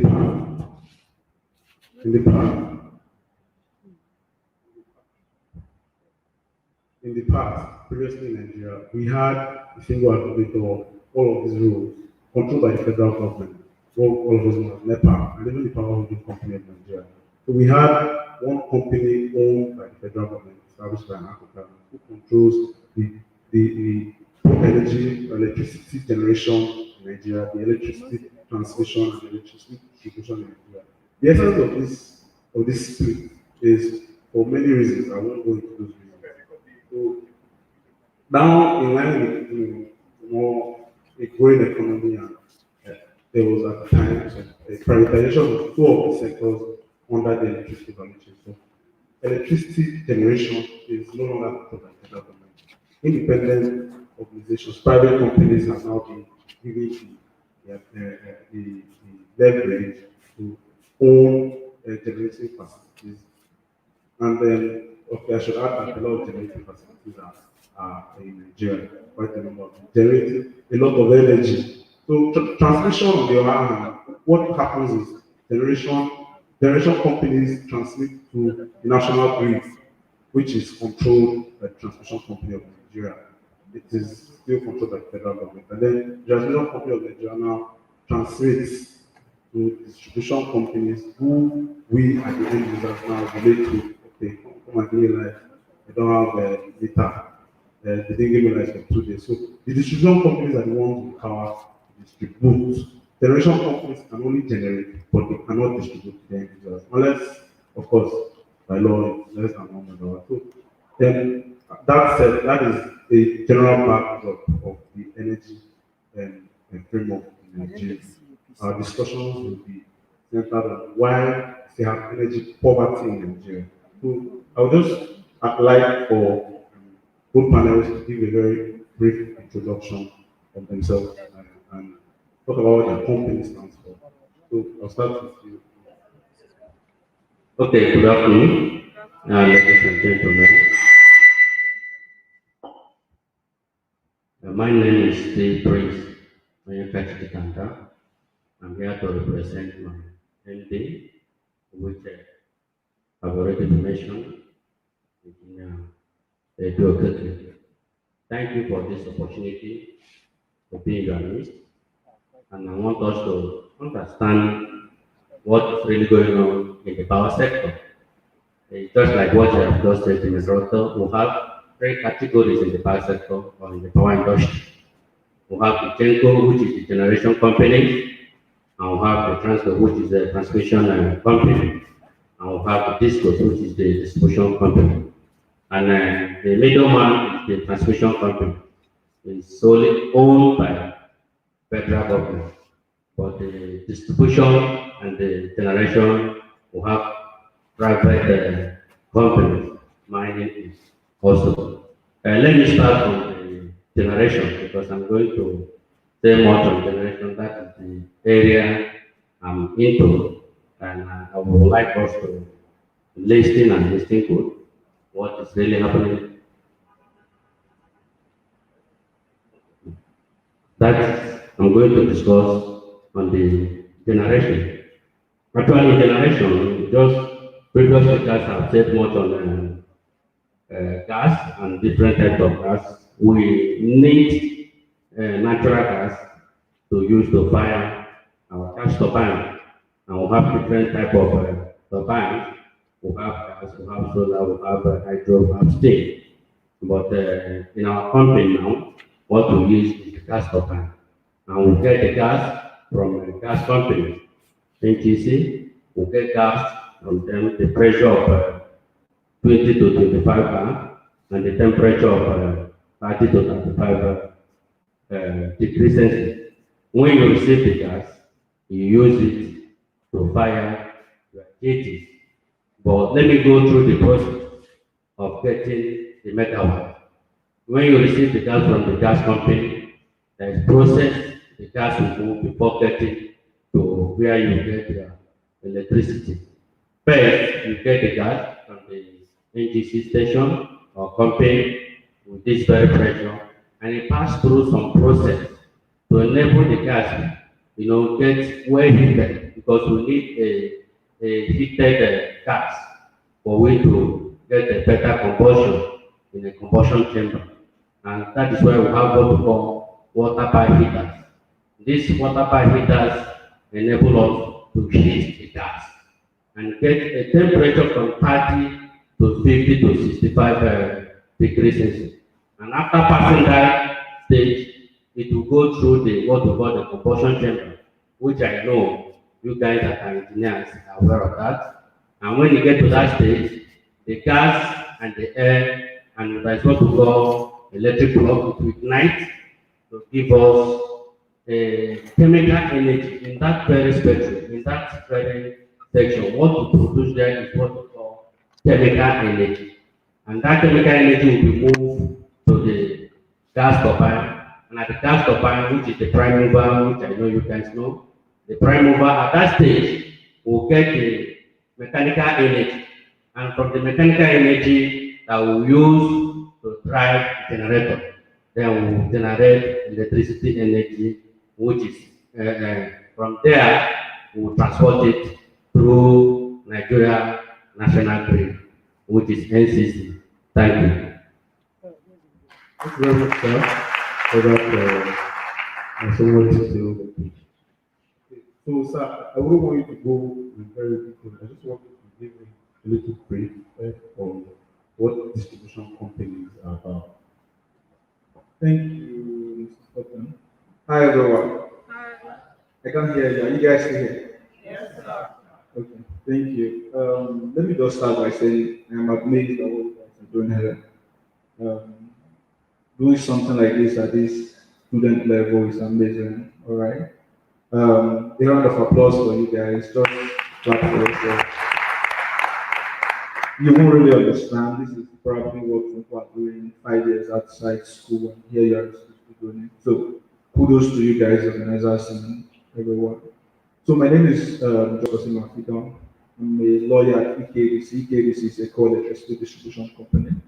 I'm here representing my chief legal officer, Madam Bola Joseph. All right. A bit of a background about, power distribution. My colleague here has spoken about generation, and of course there's transmission, and then distribution. That's where we come in. And I like to say, we're the guys that you guys don't like. So you don't see Mr. Pine in your house, do you? Have you seen any Genco guy? Genco is the short name for generation companies, right? We are the guys that carry ladders. We are the guys that disconnect you. So I know you don't like us there. Thankfully, I am from EKDC, so you can look for your BEDC guys to ask questions, right? Me, I'm fine with it. I'm not even. Be that as it may, so distribution basically is the last stage of the value chain. What we do is to take the power from the distribution, from the transmission substation. So there are Mr. Prince, they generate, and then they take it across to the substation. From there we pick it. But then we have to step it down because the voltage at which it is coming from that transmission company is usually very high. If you see those heavy power lines, I'm not talking of what you guys call them now. The very heavy ones that are far off that make these very high noise, those are transmission lines. So they get to a substation, right, where they get stepped down, then we pick it from that point so that we can bring it to us. Otherwise, if you get that voltage directly, it can, ruin a lot of things. So we step in and take it to your houses. From there, you get power, you get your socket, and then you can use it. All right. So another important component of distribution is metering. Right. Metering is just a system to measure the energy that you consume, and then from there you talk about billing. All right. So we bring your bills to you monthly, and we say pay your bills, and then if you do not pay, you disconnect. All right. And then, like I said, since it's the last stage, it is the distribution companies that you engage with, that the normal Nigeria engage with. All right. So we are the guys that, if you have complaints, you get to our offices, we look at your complaint, maybe your bill is too high, maybe you feel that you really consume a certain amount of energy, we have to review it, we have to give you extra energy credit, or we have to, advise you as to why we are billing you at a particular rate and all that. Because of time, I wouldn't want to, go into the customer phases and all that, but basically as a whole, that's a summary of the distribution system. Thank you very much. Okay. Please, before we continue, I want to be sure. Are we following? Like we understand. This one is more related. It's not all those gas. If you do not answer, I'm just going to keep on asking you guys questions. So this is power. This is electricity. We will sometimes we pay hostel. We go there hostel, lights still go there. And then we feel like, okay, sometimes students even protest.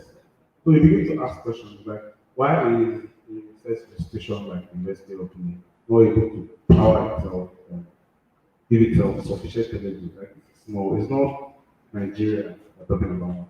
So in fact, this is the issue we want to dissect here. So we'll just dive right. The topic, the latter part of the topic says reflections of Nigeria's energy policy means the conundrum of power, generation, transmission, and distribution. So my question to both of you is that what really is the problem with Nigeria's energy poverty? And in answering that question, I want to guide the conversation.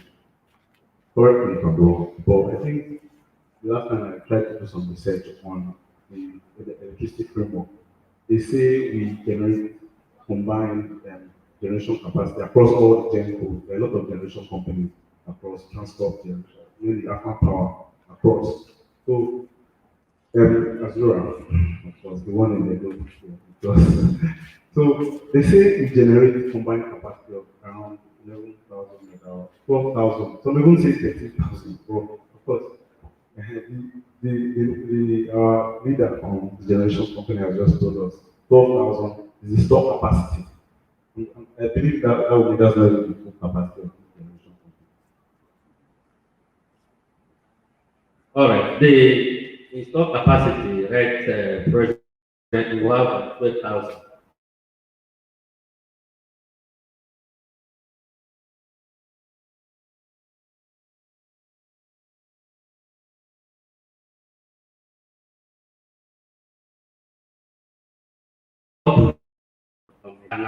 External factors, things that have this is much store capacity, but are not optimized because I think the inability to optimize translates to the fact that we cannot transmit enough megawatt to the transmission companies, and then they cannot give them enough megawatt to the distribution companies.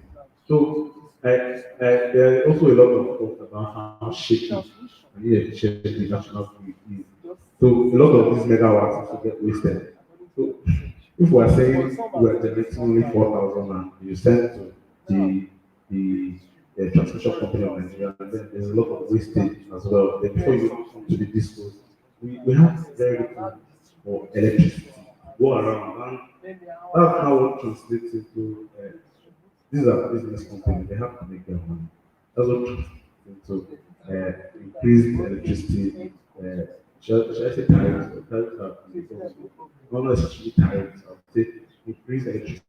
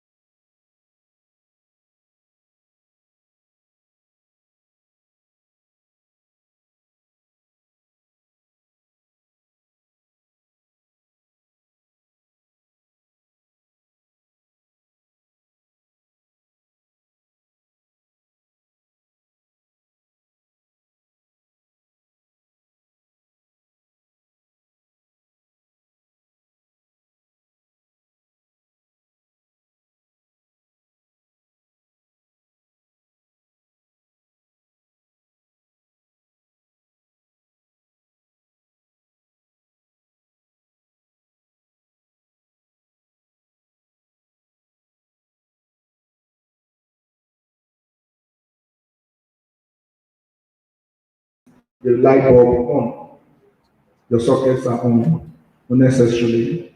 So you were basically draining the power, right? And like I said, a big issue is electricity. People stealing electricity.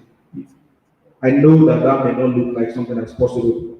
You can't see power, so how can you steal what is not there? But what that means is that people are doing illegal connection, right? You may think it's a partnership. It's not. They are basically stealing the power that you should be getting, right? So a lot of these issues, like I said, can be solved by Nigerians being very active, look out for infrastructures. You know, you see people stealing stuff, report.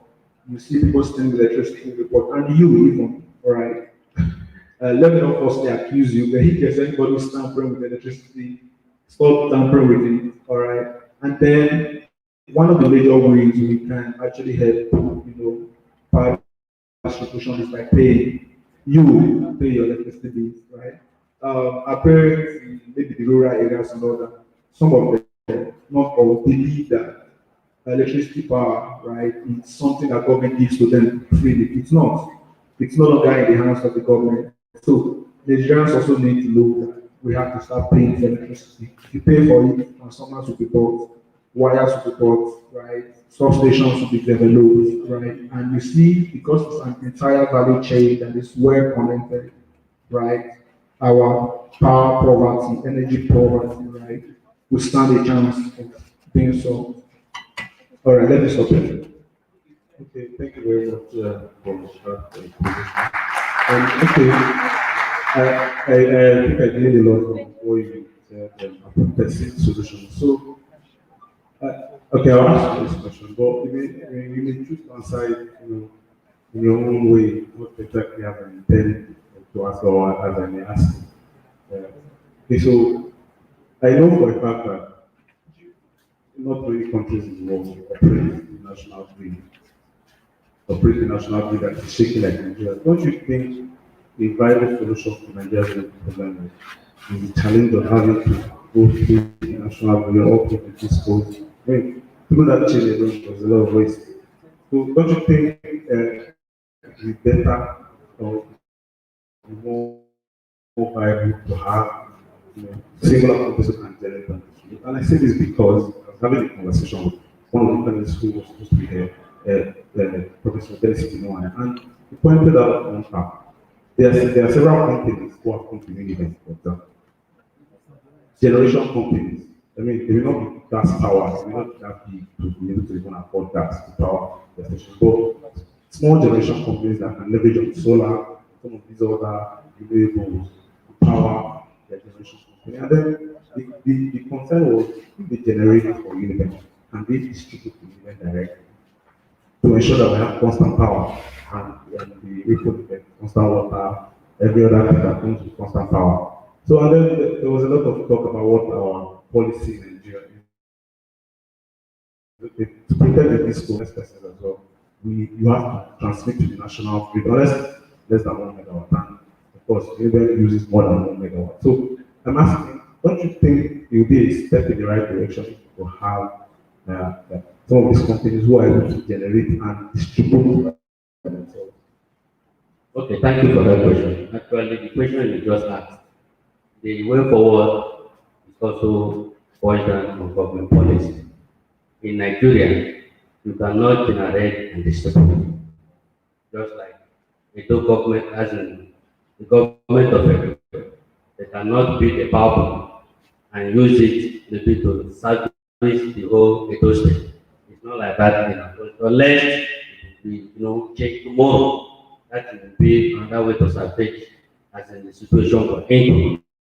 But apart from that, I feel that going forward, because we all are Nigerians, and tomorrow you will graduate, you enter into the labor market, or you may also join politics. I always tell people every policy is subject to review. Understand? These are the policies that government is operating with now. That individual or government or private company cannot generate and distribute on their own. Whatever you generate, you must evacuate it through the national grid so that my brother in the disco can receive it and sell. That is the situation we are for now. So do you think the better option is the best option to have a change in the policy to reflect, single companies who can generate and distribute, or if you okay, this one is good, we just have to, up our things. But online, the question you're asking you also have the answer to it. Are you okay with the situation of the power sector? I'm not okay. Thank you. Okay, thank you, Mr. Perry. So my specific department, my company where I work, is the legal regulatory. All right. So the legal compliance and licensing officer regulators, NEC, right? Nigerian Electricity Regulatory Commission. Right. So my major role is to liaise with that. So I'm conversant with regulations and policies. Right. I did that as a background so that I can just speak to us brief about policies and stuff. So one thing I find is that Nigerians, are very educated and stuff, but not so many of us are conversant with what's happening in the industry. There are so many opportunities, really. Yes, it is a general rule that you can't generate and distribute, but trust me, there are exceptions. All right. Beyond that, 1 megawatt, there are other exceptions. Yeah, there are exceptions. But you see, we have not tested these things because investment in power is a very high-end investment, right? But since you are here, like Mr. Prince said, as you go into the labor market, you have to realize that the power problem in Nigeria is something we have to solve collectively. So you should begin to take interest into the opportunities that are available. It is debatable actually whether a body like Uniben can generate and distribute, especially when it is not selling. You have stuff like mini grid, you have captive power generation, you have embedded.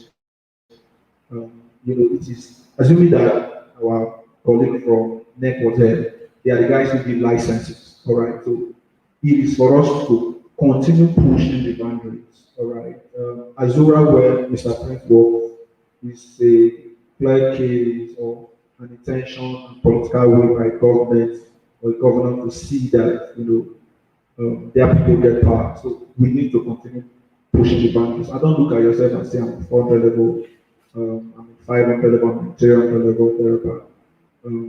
You need to begin to understand that it is important that you get involved. Right? There are solutions here and there, and for the lawyers, research and whatnot. Let me quickly say this for the law students that are here. There's always an opportunity at the rural electrician for those that are interested in a project to come, and then they'll give them opportunities to research with that body and stuff. So it's something we all have to be interested about. Trust me, the solution lies in pushing the boundaries. Just keep on pushing the boundaries. All right. Let me leave it there for now. Okay, thank you very much, sir. Okay. You can see that many of us are tired. Don't worry, there's a little refreshment for us. So, before we leave, this is the last event of the day before now we're wrapping up. Enjoy it, just stay with us. For those of our online viewers, those of us that are there online. I hope you're learning a lot from this conversation. And so thank you for all that you have said. Let me digress a little and concluding that to representative from Azura Power. So I know that Azura Power is a gas power plant. Yes, and thank God for the view. I admire how well structured Azura Power is. That is an investment that was well thought out, and it was a bit more or less a risk, or because it was experimental, and to see, okay, let's see what we can do to change the pace of things. So, but I know that there are still other power generation companies out there who rely on other fuel forms like diesel, the ones that are not doing any losses, so to say. That's a better or a cleaner energy source, but there are a lot of others who don't still have this. So, what would you have to comment about adopting a multiple pathway to energy sufficiency, energy sustainability? To be more specific, as well as runs in gas. And because as well as the district, the helps factor runs through runs through the state from Escravos Lagos pipeline. And so gas is, and I think as well as one of the top gas companies, Shell, so I'm not so specific, I'm not so sure. So there are other places, for example, in the north, who may not have gas readily accessible to them, but they have other resources, other than diesel, like other than diesel or oil, the more abundant. So what would you have to say about cultural utility, as you use that word? I mean, Edo State, the resource we have here is that, I mean, Kano State, we have wind as a resource. What would you have to speak to that, towards achieving the energy, cleaner energy sources, towards achieving the energy transition? Okay, let me come in, because in power generation, we have different means of generating electricity. We're just talking about gas, which is turbine that are driven by gas turbine, methane gas, but we also have solar. We have hydro, you can use water to generate electricity. But because of in Nigeria presently we have much of gas turbine due to the quality and the quantity of gas we have is good for that. But even I've been in a combined cycle power plant where we have also steam turbine. In a gas turbine, you have that also that leverage, that opportunity to use the heat, the gas that is coming out from the exhaust, which is the stack, to also generate megawatt. And if I can go on that, it's a very big lesson of it, but let me just touch it small. In a gas turbine, even as well as we can convert that power plant to combined cycle power plant. Which steam turbine of that 3 unit, one steam turbine there will give you around 210 megawatt. How do you do that? There is what we call the HRH, steam generating turbine. Now, when you have the HRH in a gas turbine, the heat coming out from the exhaust is around 510 degrees Celsius. We are wasting it. It's energy to use to generate megawatt. But if that's what we call diverter damper and coolant. If you construct it, add it to the stack, it will you close the air going to the atmosphere, then channel it to the HRH. Then when you enter into the HRH, there is already water, there is major component, the economizer, the evaporator, and the superheater. At that process, at the end of it, at the superheater level, you generate steam. And that steam will move to the superheater. From that superheater, will have a common header that will go to the steam turbine. Now, the steam turbine will be the prime mover for the generator instead of the gas turbine. At that end, you will generate electricity without buying gas. And it's more profitable for you. That's another source of getting megawatt. This is, we have many sources, but in Nigeria, we are just narrowed to only gas for now, which we know in future we will see the opportunity of utilizing all these means of getting electricity. Thank you. Thank you very much. So I have one final question before you, because you're a lawyer. It may be more on generation companies, but as a lawyer, so I know for a fact that the sustainable power plant the government developed, and at the time when the power plant was developed, I don't know if it's fully developed now, but developed enough to be used. The agreement was that okay, they attempted to transmit or distribute directly. So I don't know if those states or just going to be government reserved area. But then there was a lot of also about okay whether they can or not. At the end of the day, I know that currently the Edo State government has power by that time. So that says there's a generation company that is transporting, distributing directly to the government house. That's why the government house now. They have that. So I want to comment, give us an idea of some of these look forward.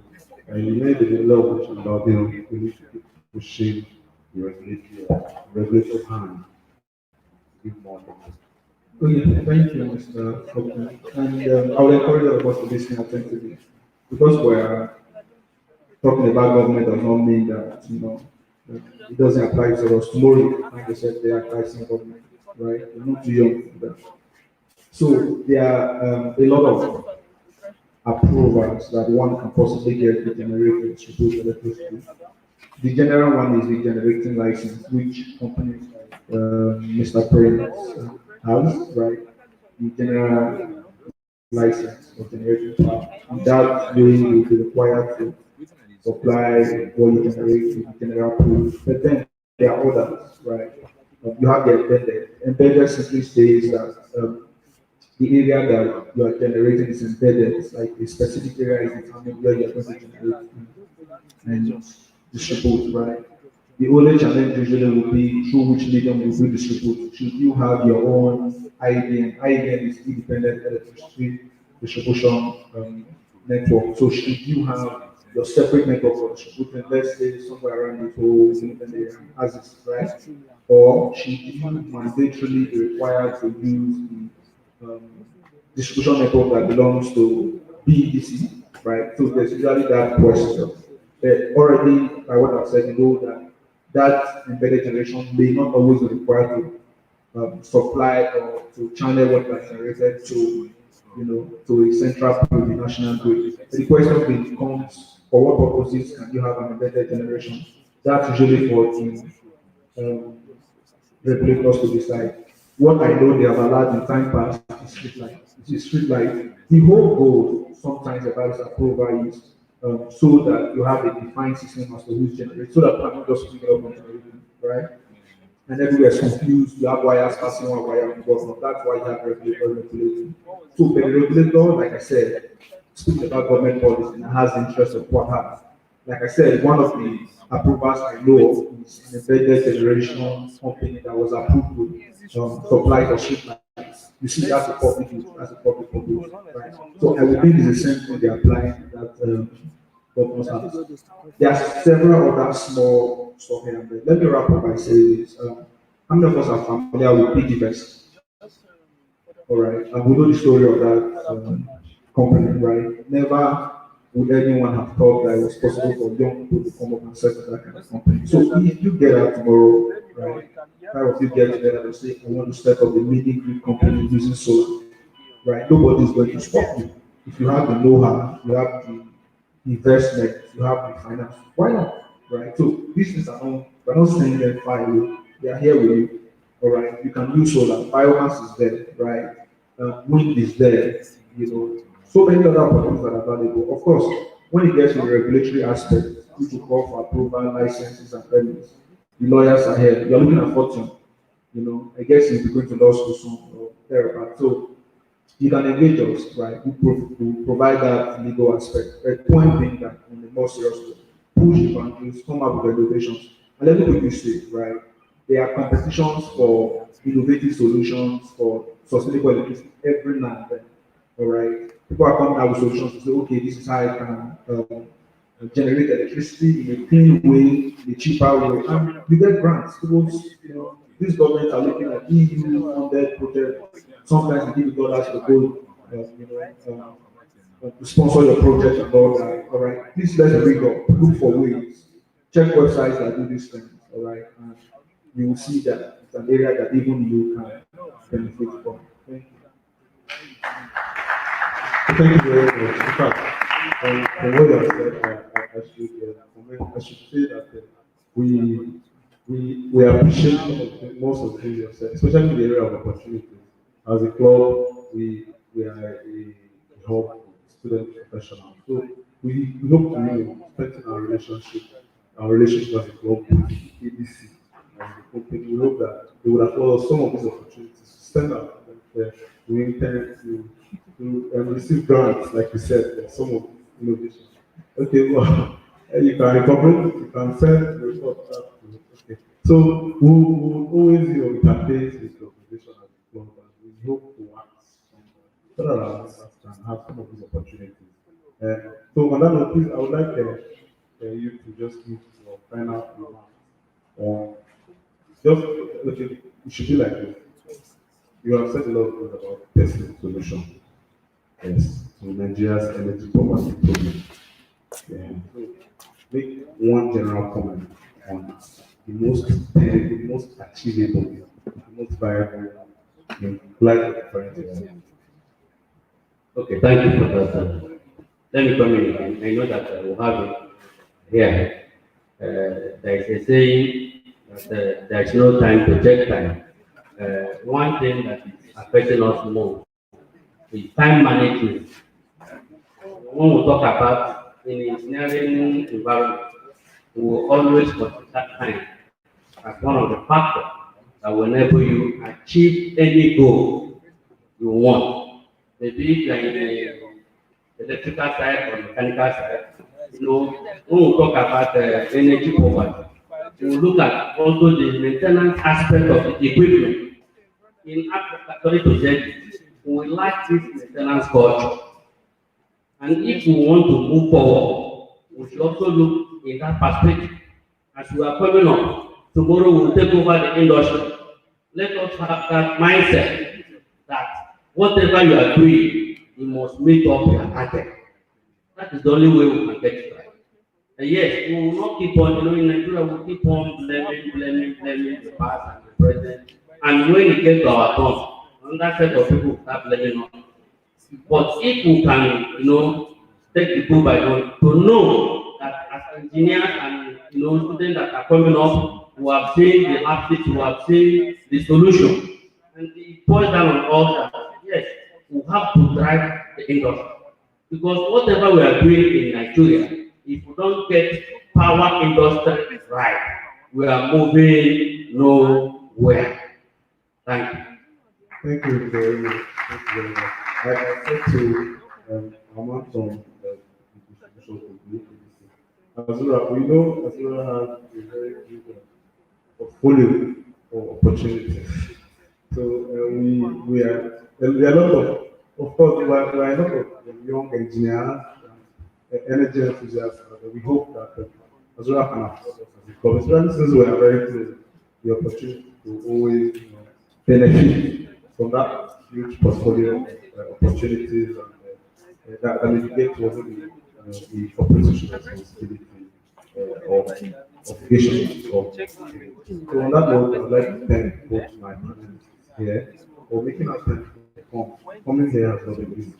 And, they have been here from basically the beginning of the conference and they have waited in spite of all of the challenges we had, the technical challenges over the overstay, the first panel session. So, on behalf of the please, I would like all of us to give a round of applause to both our speakers. Yes, on this note, I think it's a very convenient time to say thank you and we bow. Please, let me say, association clubs like this are existing to serve some kind of, so to act as some kind of conduit spiral to organizations and things. That's why I pointed out here I implore all of us here, those of us who are members of the club, those of us who are not yet members of the club, to join the conversation, be part of the conversation, just the opportunities.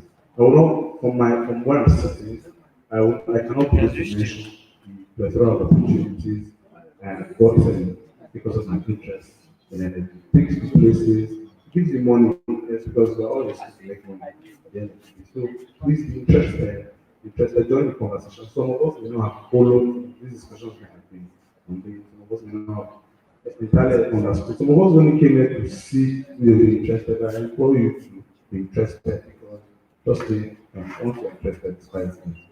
Thank you. God bless.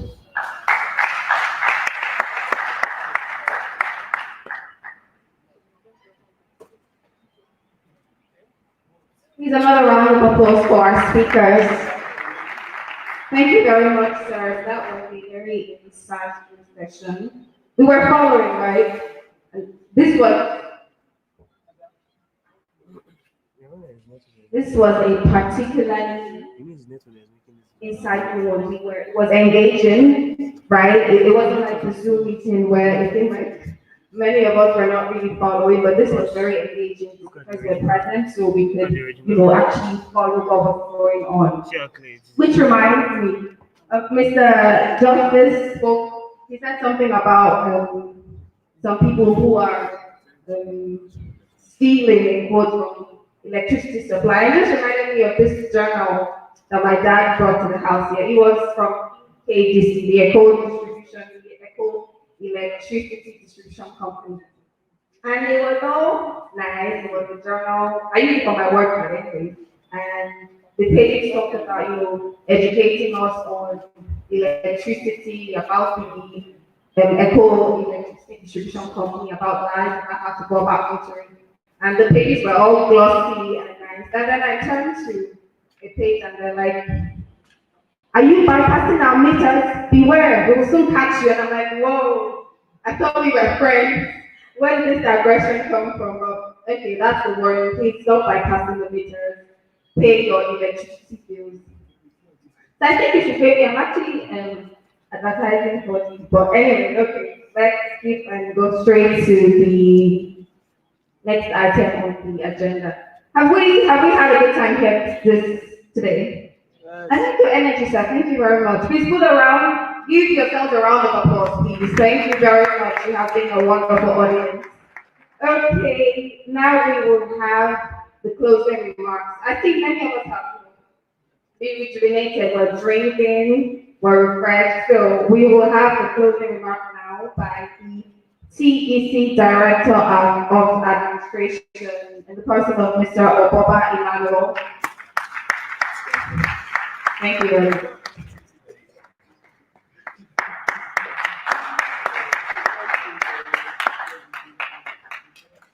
Thank you. And point of correction, I'm the president of Energy Group. Okay. Yeah, Director of thank you, our guests. And then while we were in the conversation, the president of Faculty of Engineering works in Mr. President. He's more skilled than our field. Other faculties in one kind. But it's for everybody who wants to know more about how to change what is going on in our environment. For example, everybody uses electricity here, the energy. Everybody uses fuel here, directly or indirectly. And some of you have solar in your house. Some of you have, I don't know, I use iron, electrical energy being transmitted to heat energy. And everything in life is all about energy. It's just that it changes from one form to another. Am I correct? So thank you very much for coming. I really appreciate it. We are having in our WhatsApp platform. If you are not there, please, you can give your number to any of the experts to add it to our WhatsApp platform. You can register to become a member. That we can send you our monthly activities and also updates on the energy sector across the country. Thank you very much for coming. I really appreciate it. God bless you. Thank you very much, sir. It reminds me of how I got my skirt the other day. Okay, so on this note, we have officially come to the end of the Energy Conference 1.0. A round of applause, please. Everybody. It has been totally amazing. It has been a great time. I've learned a lot, have you? What's I have? Most definitely. So thank you very much for being here. Thank you for taking out the time to grace the occasion with your presence. We have been your hosts for today. I am Auditor Precious, also known as Thank you very much. Thank you so much. Have a good night, everyone. Thank you.